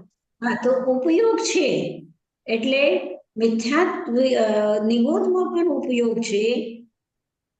જે તિર્યંચ દશા છે, નારકી છે, તિર્યંચમાં છે, કે દેવતા છે, કે મનુષ્ય છે, કે બધા ચારે ગતિઓમાં સમ્યક્ત્વ વિનાના જેટલા પણ જીવો છે બધામાં ઉપયોગ છે, પણ બધામાં જ્ઞાન નથી. જ્ઞાન ફક્ત સમ્યક્ત્વ દશામાં જ છે. બરોબર?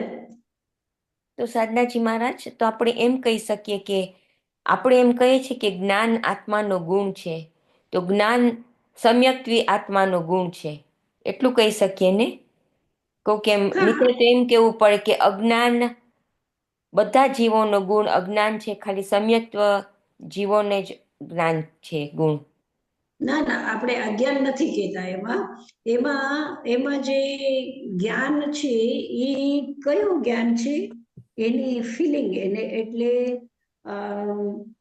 એકદમ જેને આપણે કહીએ છીએ કે નિગોદ અવસ્થામાં પણ એક હલકી સી એને એટલી પોતાના હોવાની જે સ્થિતિ છે એ એનું ભાન છે એને, કે મને એટલે મને દુઃખ થાય છે કે મને સુખ થાય છે, એ ફિલિંગનું જ્ઞાન જે એને છે ને એ જ્ઞાનને આપણે જ્ઞાન કહીએ છીએ. તો એ જ્ઞાન ત્યાં છે. તો જ્ઞાન આત્માનો ગુણ છે એ ત્યાં પણ છે, પણ એ ઢકાયેલું છે, કારણ કે સમ્યક્ત્વ નથી, ઢાકેલું છે. જેવી રીતે સૂર્ય છે, વાદળા આવેલા છે, એકદમ ઘનઘોર ઘટાઓ છાયેલી છે, એટલે સૂર્ય છે એવું ખબર નથી પડતી, પણ ત્યારે પણ આપણે કહીએ છીએ ને કે સૂર્ય છે. તો એવી જ રીતે નિગોદના જીવોમાં જ્ઞાન તો છે, જ્ઞાનની ઉપસ્થિતિ છે ત્યાં, પણ એના ઉપર આવરણ આવેલું છે, એટલે આપણે કહીએ છીએ કે નિગોદમાં પણ જ્ઞાન છે. પણ ત્યાં કેવું જ્ઞાન છે? ઢાકેલું. નિરાવરણ નથી, આવરણ સહિત સાવરણ જ્ઞાન છે. હવે સમજમાં આવ્યું? ના, એ સમજમાં આવ્યું. હું વધારે વિચાર કરું છું કે તો ઉપયોગ એટલે મને થયું કે ઉપયોગ એટલે જાણવાનું એમ. જી, ઉપયોગ એટલે જ્ઞાન, દર્શન અને અજ્ઞાન ત્રણેય છે. ઉપયોગના કેટલા ભેદ કર્યા? આગળનો સૂત્ર શું છે? એના આગળનું સૂત્ર શું આગળનું છે? સૂત્ર છે ઓલા ઉદાઈ ભાવ ને? ના, નહીં, ઉપયોગો લક્ષણ પછી લક્ષણમ, ઉપયોગો લક્ષણમ. 8 ઓલા જ્ઞાનના ને 4 હા. ક્ષયોક્ષમ.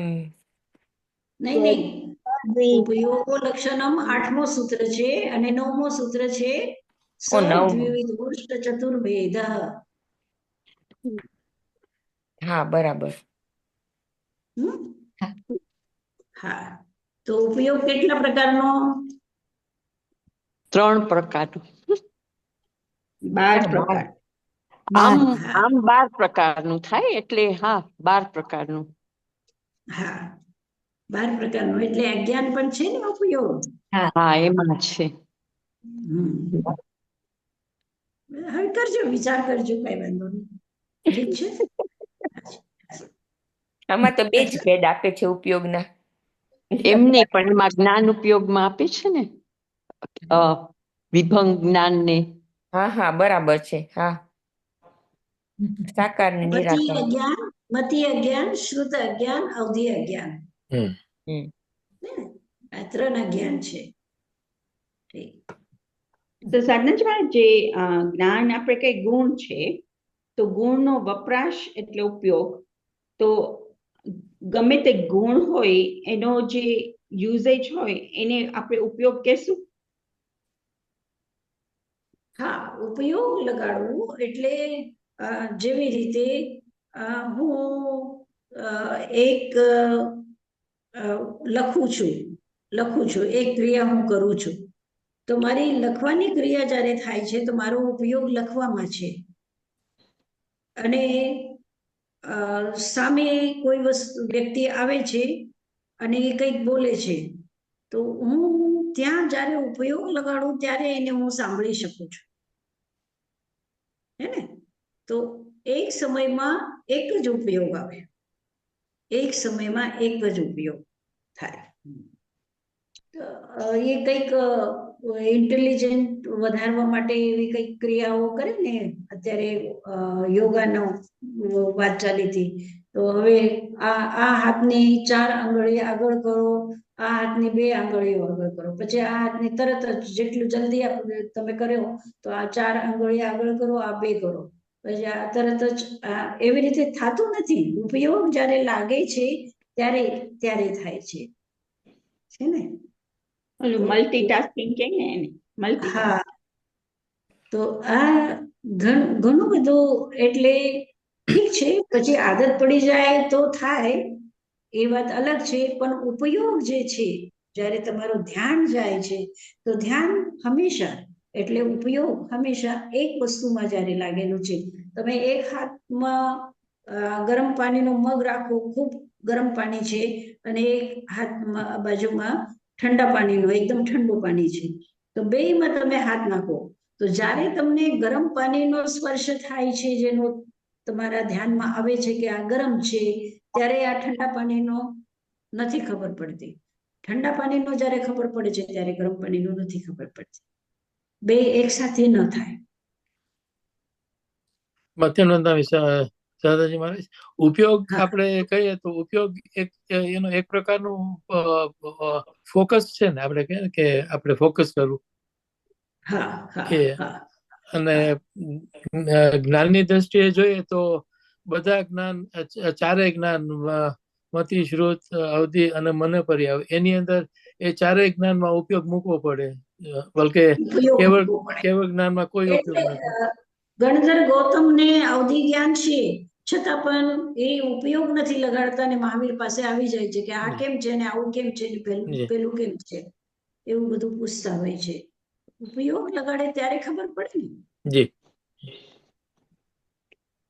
સો Thank you. સાધનાજી મહારાજ, આપણે એમ કહી શકીએ કે ઉપયોગ એ બધા ચૈતન્યમાં હોય, બરાબર, પણ જ્ઞાનનું બીકોઝ તરમરતું બધાનું એક સરખું જ્ઞાન ના હોય, લાઈક નિગોદમાં તો બિચારાનું બધું કવર્ડ હોય, યા તો ઓછું વધુ થઈ શકે, પણ બધાનો ઉપયોગ તો સ્વભાવ હોય જ, જે આપણે કહીએ ને શ્રેષ્ઠ વિશિષ્ટ ગુણ એ બધામાં હોય, બધા જીવમાં હોય, પણ જ્ઞાન ઓછું વધુ અકોર્ડિંગ ટુ ઓળખાનું કેવી રીતના ક્ષયોક્ષમ થાય છે બધા કર્મનું, એ પ્રમાણે ઉપયોગ કરી શકે જ્ઞાન. ક્વોલિટી અને ક્વોન્ટિટી કહીએ ને, ક્વોલિટી હા બધામાં છે, ક્વોન્ટિટી લિટલ ઓર મોર, બરાબર.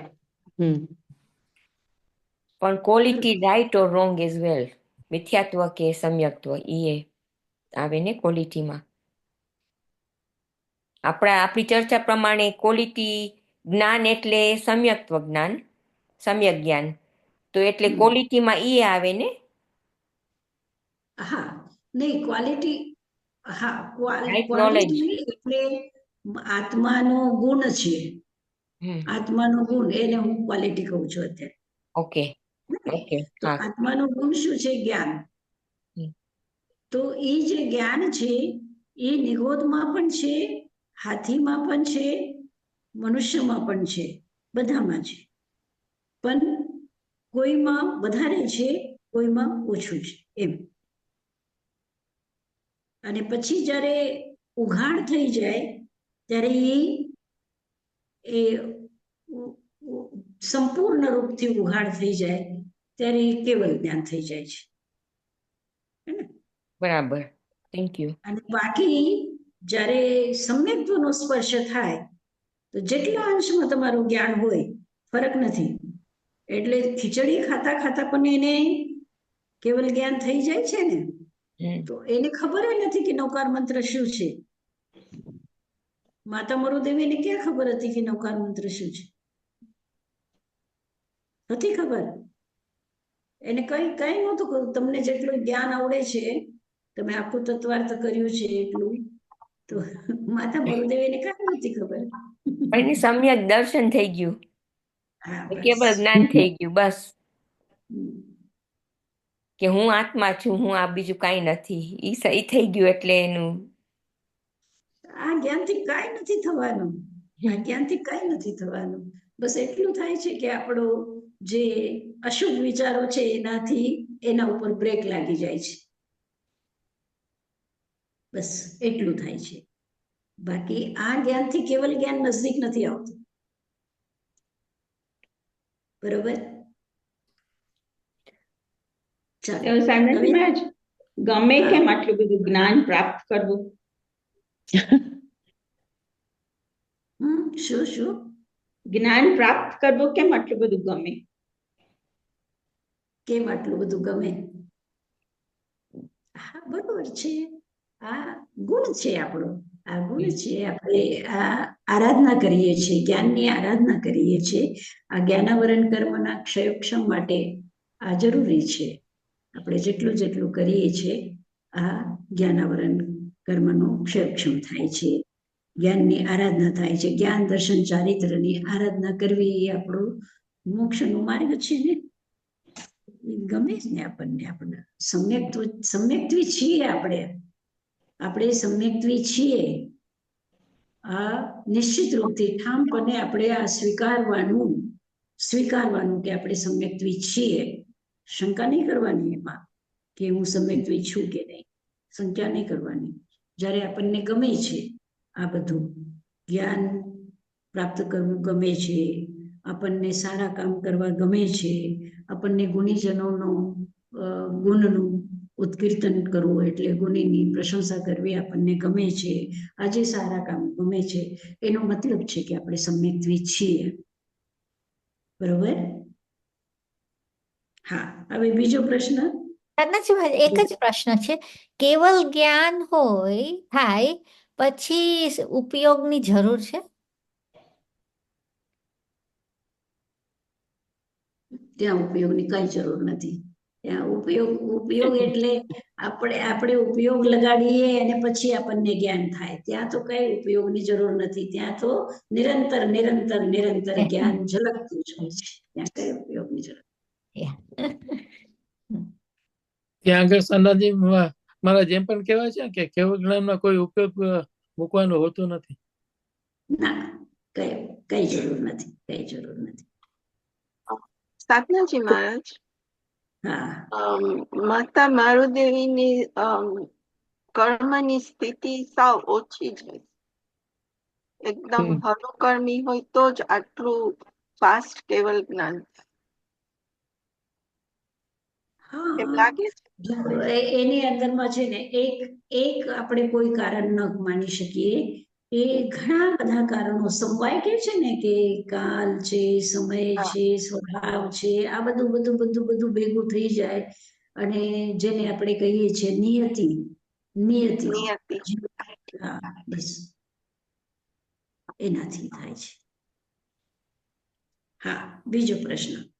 હા, બીજો પ્રશ્ન છે સાકાર ઉપયોગનો મીનિંગ શું છે? પ્રતિભાબેન.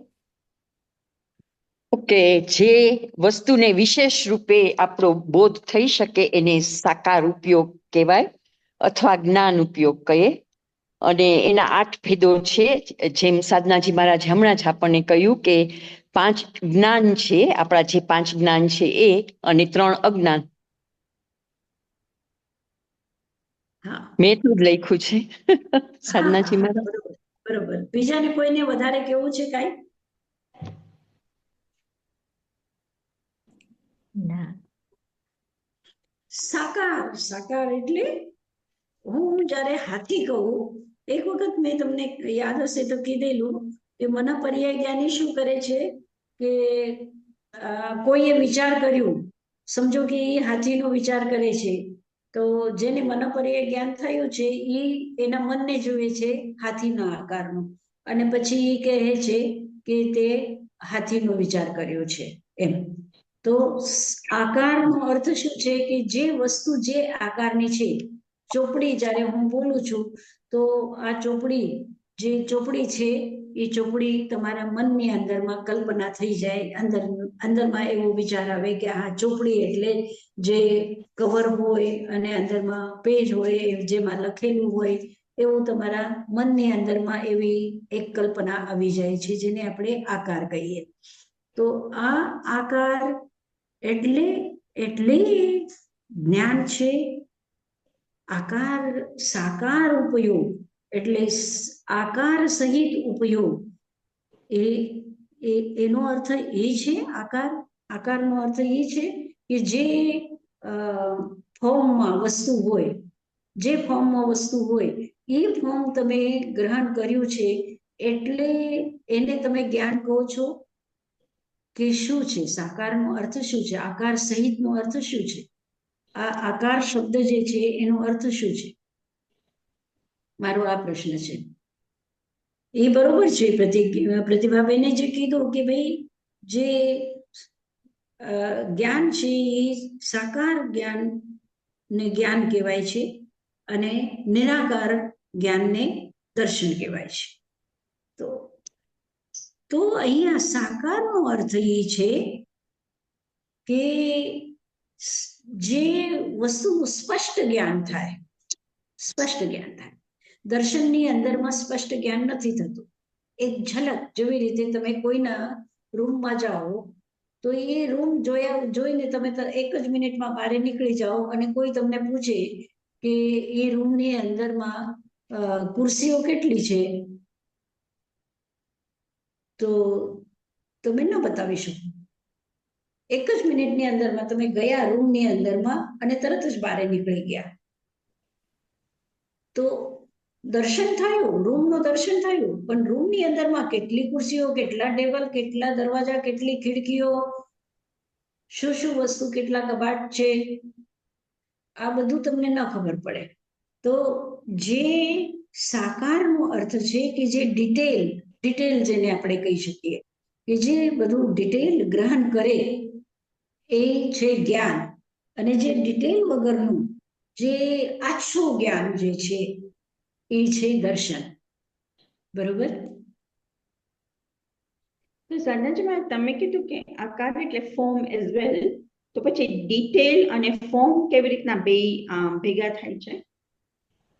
કે મતિશ્રુતમાં એ સાકાર ઉપયોગ આપણે કહીએ એટલે એને શેપથી મતલબ નથી, એના શેપથી મતલબ નથી, પણ સંપૂર્ણ જ્ઞાન. એટલે હવે જેનો શેપ નથી, સમજો કે હું તમને વાત કરું છું મોક્ષની અથવા આત્માની વાત કરું છું, અથવા જેનો આકાર નથી એવી કોઈ પણ વસ્તુ, સમજો કે હું તમને કોઈ વ્યક્તિ વિજ્ઞાનની વાત કરતો હોય છે, અને વિજ્ઞાનની વાત કેવી રીતે એ બધું ક્યારે શરૂ થયું, કેમ થયું, આવું બધું, અને વિજ્ઞાન એટલે શું, એવી બધી વાત કરતા હોય, તો એ વસ્તુ નથી કાંઈ જેનો આકાર હોય, જેનો ફોર્મ હોય, એવી કોઈ વસ્તુ નથી, પણ એ વાત કરે છે અને એ તમારા ધ્યાનમાં આવી જાય છે.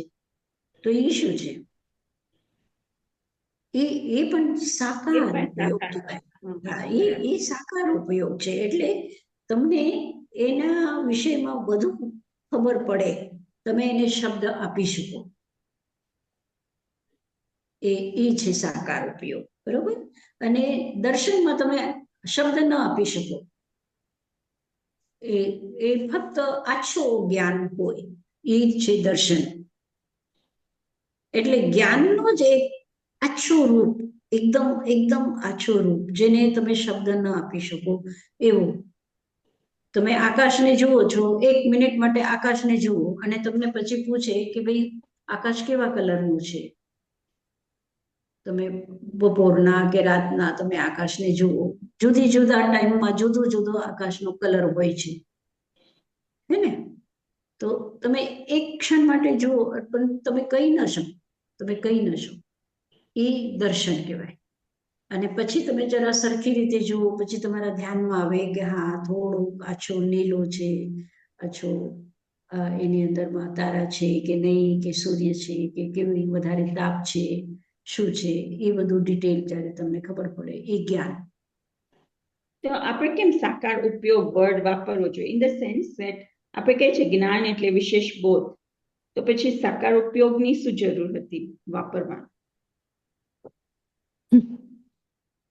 શું પ્રશ્ન છે રીટાબેન? બોલો તો પાછું. કે જ્ઞાન આપણે કહીએ કે વિશેષ બોધ છે જ્ઞાન, તો પછી સાકાર ઉપયોગનો વર્ડ કેમ વાપરવો જોઈએ? એ આપણે વિશેષ બોધ જ કહીએ છીએ, તો જ્ઞાન તો વિશેષ બોધ છે, તો સાકાર ઉપયોગ ને જ્ઞાનમાં કઈ તફાવત છે કે નહીં? વિશેષ બોધ જે છે, વિશેષનો અર્થ હજી વિશેષ થઈ જાય છે. વિશેષ બોધનો એટલે તમને જે જ્ઞાન છે તત્વાર્થનો, એના કરતા પ્રતિભાબેનને વિશેષ થઈ શકે છે, કે રસીલાબેનને વિશેષ થઈ શકે છે. એ વિશેષ થયું, એ સાકાર નથી થયું. ઓકે, થેન્ક યુ સાધના. એટલે સાકાર અહીંયા એનો અર્થ થયો કે સાકાર ઉપયોગ. હું તો વધારે કન્ફ્યુઝ થઈ ગઈ તો સાધનાજી મહારાજ. કેમ સાકાર ઉપયોગ એ વિશેષ જ્ઞાન છે, અને એમાં અજ્ઞાન પણ આવી જાય છે, કેમ ઉપયોગ એટલે જ્ઞાન ને અજ્ઞાન બે ભેગું. એટલે ડિટેલમાં ગમે તે નોલેજ જાણવી, આ અધ્યાત્મ નોલેજ હોય કે બહારની નોલેજ, જે વિષયમાં જાણવી, એ સાકાર ઉપયોગ છે. તો મોરલેસ એમાં કેમ આવી ગયું મિથ્યાત્વ, ઓલા આપણા શયોપશમને લીધે? તમે કીધું કે એક જણનું વિશેષ હોય તેનાથી બીજા જણનું ઓછું કે વધારે હોય, એમ ઈ કેમ આવ્યું? ના, વિશેષ શબ્દનો અર્થ મેં કીધું. જ્યારે વિનાબેન પૂછે છે કે તમે સાકારને બદલે વિશેષ કેમ નથી રાખ્યો, હા, વિશેષનો અર્થ, સાકારનો અર્થ એક ઓકે સમાન ઓકે, નથી. હા સમજી ગઈ. તો સાધનાજી મહારાજ, નિરાકાર અને અનાકારમાં શું ડિફરન્સ?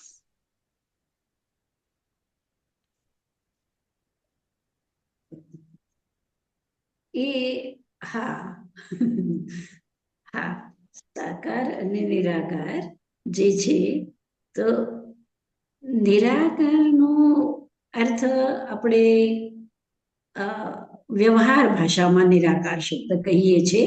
તો નિરાકારનો અર્થ છે કે આત્મા નિરાકાર છે, આકાર નથી આત્માનો. અથવા આકાશ જે છે એ નિરાકાર છે, એટલે જે સ્થૂળ રૂપમાં નથી એને આપણે નિરાકાર કહીએ છીએ. અનાકાર એ સેમ, અનાકાર સેમ જ ના અનાકાર. બીકોઝ અહીંયા એમ લખ્યું છે કે ઉપયોગ, સામાન્ય ઉપયોગ અને વિશેષ ઉપયોગ, અને સામાન્ય ઉપયોગ અનાકાર અને વિશેષ ઉપયોગ સાકાર. સો અન્ડરસ્ટેન્ડિંગ ઇઝ કે દર્શન એ થાય અનાકાર તો અને નિરાકાર એક જ છે. નિરાકાર અને અનાકાર એક જ છે. સેમ જ થાય. તો આપણે એમ કહીએ કે દર્શન થયું એટલે વસ્તુ જોઈ, પછી જ્ઞાન એટલે આપણે ઉપયોગ મૂકીએ તો એ વસ્તુનું જ્ઞાન થાય. એટલે મને થયું કે દર્શન હોય તો ઈ સાકાર હોય, અને પછી પણ આમાં બેસતું નથી. I was thinking the other way કે when you see something shape જો, પછી તમને જ્ઞાન થાય ત્યારે તમને મે બી શેપ માઇન્ડમાં આવે. એટલે હું એવી રીતે કન્ફ્યુઝ થાઉં છું જરાક. જેનો આકાર નથી, જે કોઈ વસ્તુ નથી, એ વસ્તુનો પણ આપણે જ્ઞાન કરીએ છીએ કે નહીં? જેવી રીતે કરીએ છીએ. આકાશ છે, કરીએ. આકાશ છે, તો એ આકાશનું પણ એક વખત પહેલા તમને દર્શન થશે અને પછી જ્ઞાન થશે. તો ત્યાં તો આકાર નથી, પણ તોય આપણે શબ્દ વાપરીએ છીએ કે નિરાકાર એ દર્શન અને સાકાર એ જ્ઞાન. તો નિરાકાર એટલે આછું, આછું જ્ઞાન. આછું ઓછું કહો કે આછું કહો, એકદમ અલ્પ અલ્પ અલ્પ સ્વલ્પ, એકદમ એ દર્શન છે.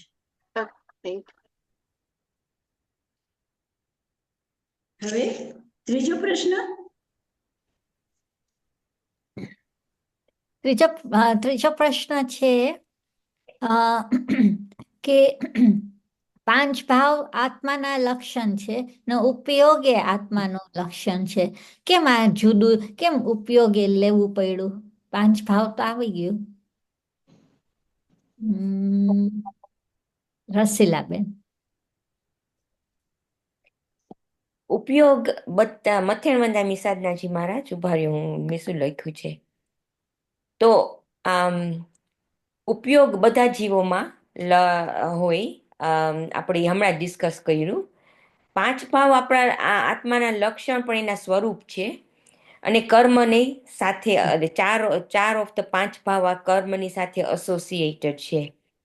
અને આ 5 ભાવમાંથી ખાલી પારિણામિક ભાવનો જે અજિત્વ છે એ આપણે ચેતના કહીએ છીએ. કમ્પ્લીટલી બધા ઓલ ધ ટાઈમ બધામાં હોય. બીજા 4 ભાવને ભવ્યત્વ ને અભવ્યત્વ એ કાયમ આત્મા સાથે ના રહે.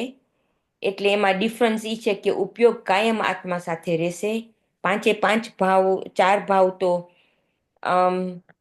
કર્મની સાથે છે, અને બીજું એક એટલે ઈ કાયમ ના રહે, એટલે એના સ્વરૂપ છે કર્મનું. અને બીજું છે કે અજીવને પણ પારિણામિક ને ઉદયિક ભાવ હોય. એટલે અજીવમાં એ પણ ઈ હોય. એટલે ઈ ડિફરન્સીસ છે કે ઉપયોગ લક્ષણ ખાલી જીવમાં જ હોય અને ઈ કાયમ રહે. અને અજીવમાં 2 ઓફ ધ 5 ભાવ્સ હોય, પારિણામિક અને ઉદયિક ભાવ. અને એ આ બીજા ભાવ છે આપણા જે 4 ભાવ છે એ કાયમ આપણા આત્મા સાથે નથી રહેતા, તો કે કર્મની એસોસિએટેડ છે.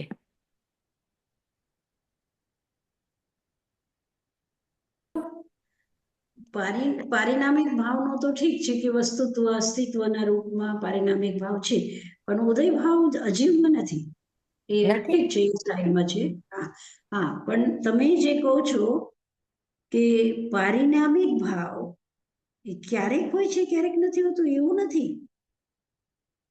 સોરી, એમ નહીં. પારિણામિક ભાવમાં જે જીવત્વ છે ને એ જ આપણું પરમેનન્ટલી હોય ને, હા અભવ્યત્વ અને ભવ્યત્વ તો પરમેનન્ટ નથી, એમ હું કહું છું. હા હા હા હા ઠીક છે. જીવત્વ અને હા. ચેતના એક જ છે એમ. હા તો પછી શું કામ ઉપયોગ અલગ કેવું પડ્યું એમ કહું છું. પ્રશ્ન શું છે કે આ 5 ભાવ અલગ કીધા અને જીવનું જે લક્ષણ છે એ અલગ કીધું. આ કેમ? એવું કેમ? તો ઓલો જીવનો ખાલી તમે પારિણામિક ભાવનો જીવત્વનું કહો છો, એની વાત કરો છો તમે? હું વાત કરું ઓલા છું પાંચે ભાવ. ભાવ અને ઉપયોગ. હા 5 ભાવ છે અને એક ઉપયોગ છે. તો એ હા ઉપયોગને અલગ કેમ કર્યું અને સાથે કેમ ન કર્યું એમ.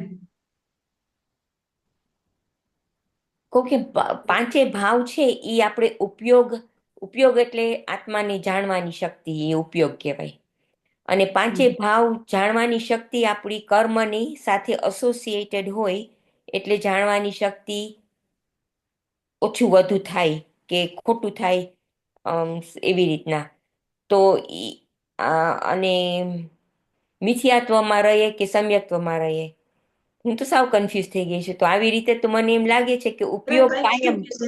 ઉપયોગ જુદો ભરતભાઈ શું કહે હોય, છે? ભરતભાઈ અને જે આપણે જાણીએ ને આપણા કર્મને લીધે હોય. સાધના છે મારે. ભરતભાઈને બોલવા દો. ભરતભાઈ બોલશે. મતે નોંધાવી સંદાજી મહારાજ.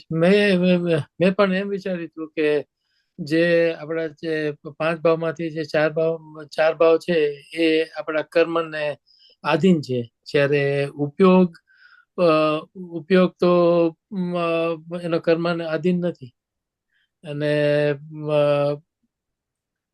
એટલે મેં એમ વિચાર્યું હતું, એટલે પારિણામિક ભાવ તો આપણે જે ચૈતન્ય હર ચૈતન્યની સાથે પારિણામિક ભાવ જોડાયેલું હોય, ચાહે કે જીવ હોય કે અજીવ હોય.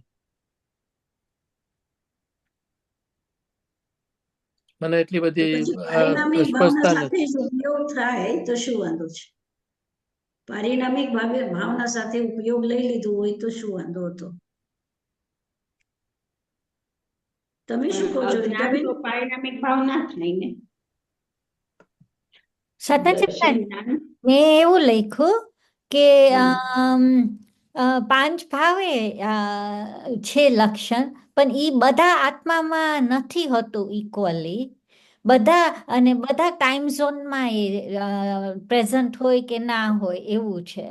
પારિણામિક ભાવ તો છે બધામાં, પણ બીજા 4 ભાવ તો નથી જ બધામાં. તો પણ ઉપયોગ તો બધા આત્મામાં હોય.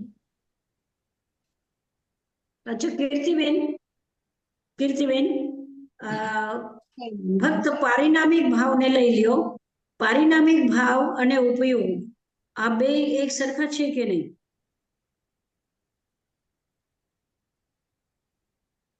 પારિણામિક ભાવ જીવત્વ જીવમાં જ હોય છે. જીવત્વ જ ભાવ જીવમાં હોય છે.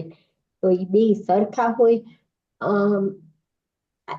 આઈ થિંક હશે સરખા, બીકોઝ એ પારિણામિક ભાવ સિદ્ધ ભગવાનને હોય ને અપ ટુ સિદ્ધ ભગવાન બધાને હશે, હોય જ. એટલે કદાચ ઈ હોઈ શકે. પણ મેં એમ લખ્યું હતું કે આ જે ભાવ છે ને એ બધા 5 ભાવ 4 ભાવ સ્વભાવ કેમ કીધા છે? બીકોઝ ઈ ઉપલક્ષણ તમે પેલા આપણને એક્સપ્લેન કર્યું હતું ને, ત્યારે તમે ઉપલક્ષણ એટલે it's like a sub part. તો ઈ તમે આપને એક્ઝામ્પલ આપ્યો તો અગ્નિમાં એનું જે અગ્નિનું ગુણ શું છે? પ્રકાશ આપનાર ને જલાવા માટે ઈ એના લક્ષણ છે. પણ એનું જે ધુમાડો જે થાય છે ને એ ઉપલક્ષણ.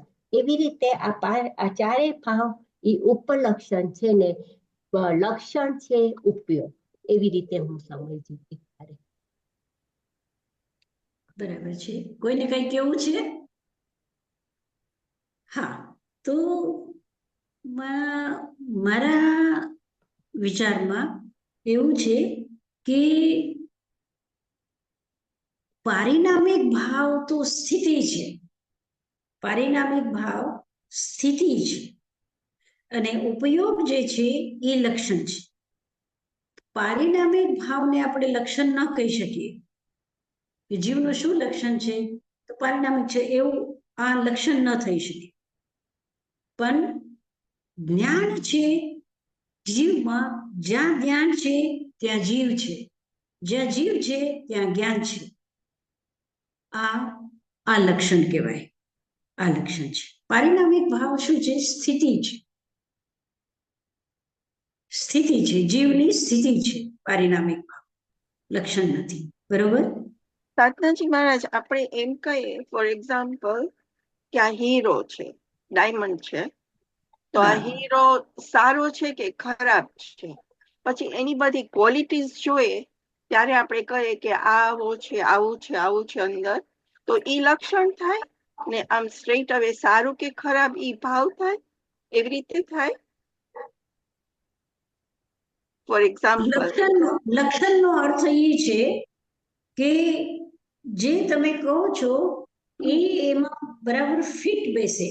જેવી રીતે કોઈ પૂછે કે ગાય કોને કહેવાય, તો પછી ગાયનું જે લક્ષણ છે એ જે અહીંયા ગળામાં જે ચમડી લટકતી હોય ને એને સાસના કહેવાય છે. તો જેમાં આ ગળામાં ચમડી લટકતી હોય એને ગાય કહે છે. હવે એ તમે બીજી જગ્યા ક્યાંય ન જુઓ. ક્યાંય ના જોઈએ. હા, તો એ લક્ષણ કહેવાય કે જ્યાં બરાબર ફિટ હોય અને એ બીજી બાજુમાં જતો નથી. એટલે ઘોડામાં તમે ન કહી શકો કે આ ઘોડામાં જાય કે ગધામાં જાય, બીજી જગ્યાએ એ લક્ષણ જતો નથી. એ ત્યાં બરાબર ફક્ત ગાયમાં જ એ લક્ષણ રહે છે, તો એને એ લક્ષણ કહેવાય. તો આ જે જ્ઞાન લક્ષણ છે એ ફક્ત જીવની અંદરમાં જ છે, અજીવમાં નથી. ઓકે. સાધનાજી મહારાજ, તો ચૈતન્ય, ચેતના અને જીવત્વમાં શું ફેર? ચેતના એટલે કોન્શિયસનેસ ને, કે આપણે જ્ઞાન ને દર્શન એને ચેતના કહેવાય ને. મારી બુકમાં લખ્યું છે જીવત્વ એટલે ચૈતન્ય, ચેતન રૂપે રહે તે જીવત્વ. ચૈતન્ય અને જીવત્વ એક જ છે. એક જ છે. તો બધા જીવોમાં ઓના પણ આપણે કીધું કે તમે કીધું સ્થિતિ છે, બરાબર છે. બધા જીવોમાં ચૈતન્ય હોય જીવમાં, તો એમાં ને જ્ઞાનમાં શું લક્ષણ? ઉપયોગ તો હું સમજી ગઈ, ઉપયોગી તો આપણી જાણવાની શક્તિ, આપણે કેવી રીતે જાણીએ છીએ ઈ ઉપયોગ હોય. હા, એ ઉપયોગ એક અર્થ એ પણ થયું જે ક્રિયાત્મક છે, જે વ્યાપાર છે, જે જેનો વ્યવહાર છે એ અને ઉપયોગ એટલે જ્ઞાન પણ થાય છે. ઓકે. જ્ઞાન પણ થાય છે. તો ઉપયોગ જ્ઞાન હોય ને ચૈતન્ય જ્ઞાન હોય, તો બેમાં ફેર શું છે મને સમજ નથી પડતી. ચૈતન્ય, હા, ચેતના, આત્મા એ જ ચેતના છે. બે શબ્દ છે, બે શબ્દ છે. આત્મા એટલે જ ચેતના અને ચેતના એટલે જ આત્મા. અને આપણે બીજા ધર્મોમાં જોઈએ છે એ લોકો કે છે સચ્ચિત લક્ષણમ જીવ, સચ્ચિત આનંદ સ્વરૂપ જે છે, અને સચ્ચિત આનંદની આરાધના અને સચ્ચિત આનંદની પ્રાપ્તિ એ છે. એ લોકો એમ કહે છે કે સચ્ચિત આનંદની પ્રાપ્તિ એ જ છે મોક્ષ માર્ગ એ લોકો. એમાં ચિત્ત ઇઝ આપણું નોલેજ, જ્ઞાન, ચેતના, ઈ ચિત્ત છે. ચિત્ત. ઠીક છે. તો સોરી, એક આપણા સિદ્ધ ભગવાન હોય, સિદ્ધ ભગવાન આપણે કઈ જ્ઞાતા દ્રષ્ટા છે, એટલે ત્યાં એકેય બીજા ભાવો તો ના હોય જે આપણા ઔપશમિક ને શાયિક ને ઈ તો ત્યાં પ્રેઝન્ટ ના હોય. એટલે હા, ઈ કર્મ ને જેમ રસીલાબેન ને ઓલા ભાઈનું નામ ભૂલી ગઈ, એણે સમજાવ્યું એવી રીતના એ તો કર્મ સાથે જ છે, બરાબર ને? તો ત્યાં ખાલી સિદ્ધત્વ હોય અને જ્ઞાતા દ્રષ્ટા હોય અને જીવત્વ હોય, પારિણામિક ભાવનું જીવત્વ, બરાબર ને? બરોબર. હા, થેન્ક યુ. નમો અરહંતાનમ, નમો સિદ્ધાનમ, નમો આયર્યાનમ, નમો વચ્છાયાનમ, નમો લોએ સૌ સાહુનમ. એસો પંચ નમોકારો સૌ પાવપણાસનો મંગલાનં ચ સવ્વેશિમ પરમં હવૈ મંગલમ. ગુરુદેવ की આજ્ઞા ચત્તારી મંગલમ અરહંતા મંગલમ સિદ્ધા મંગલમ સાહુ મંગલમ કેવલી પન્નતુ ધમ્મો મંગલમ.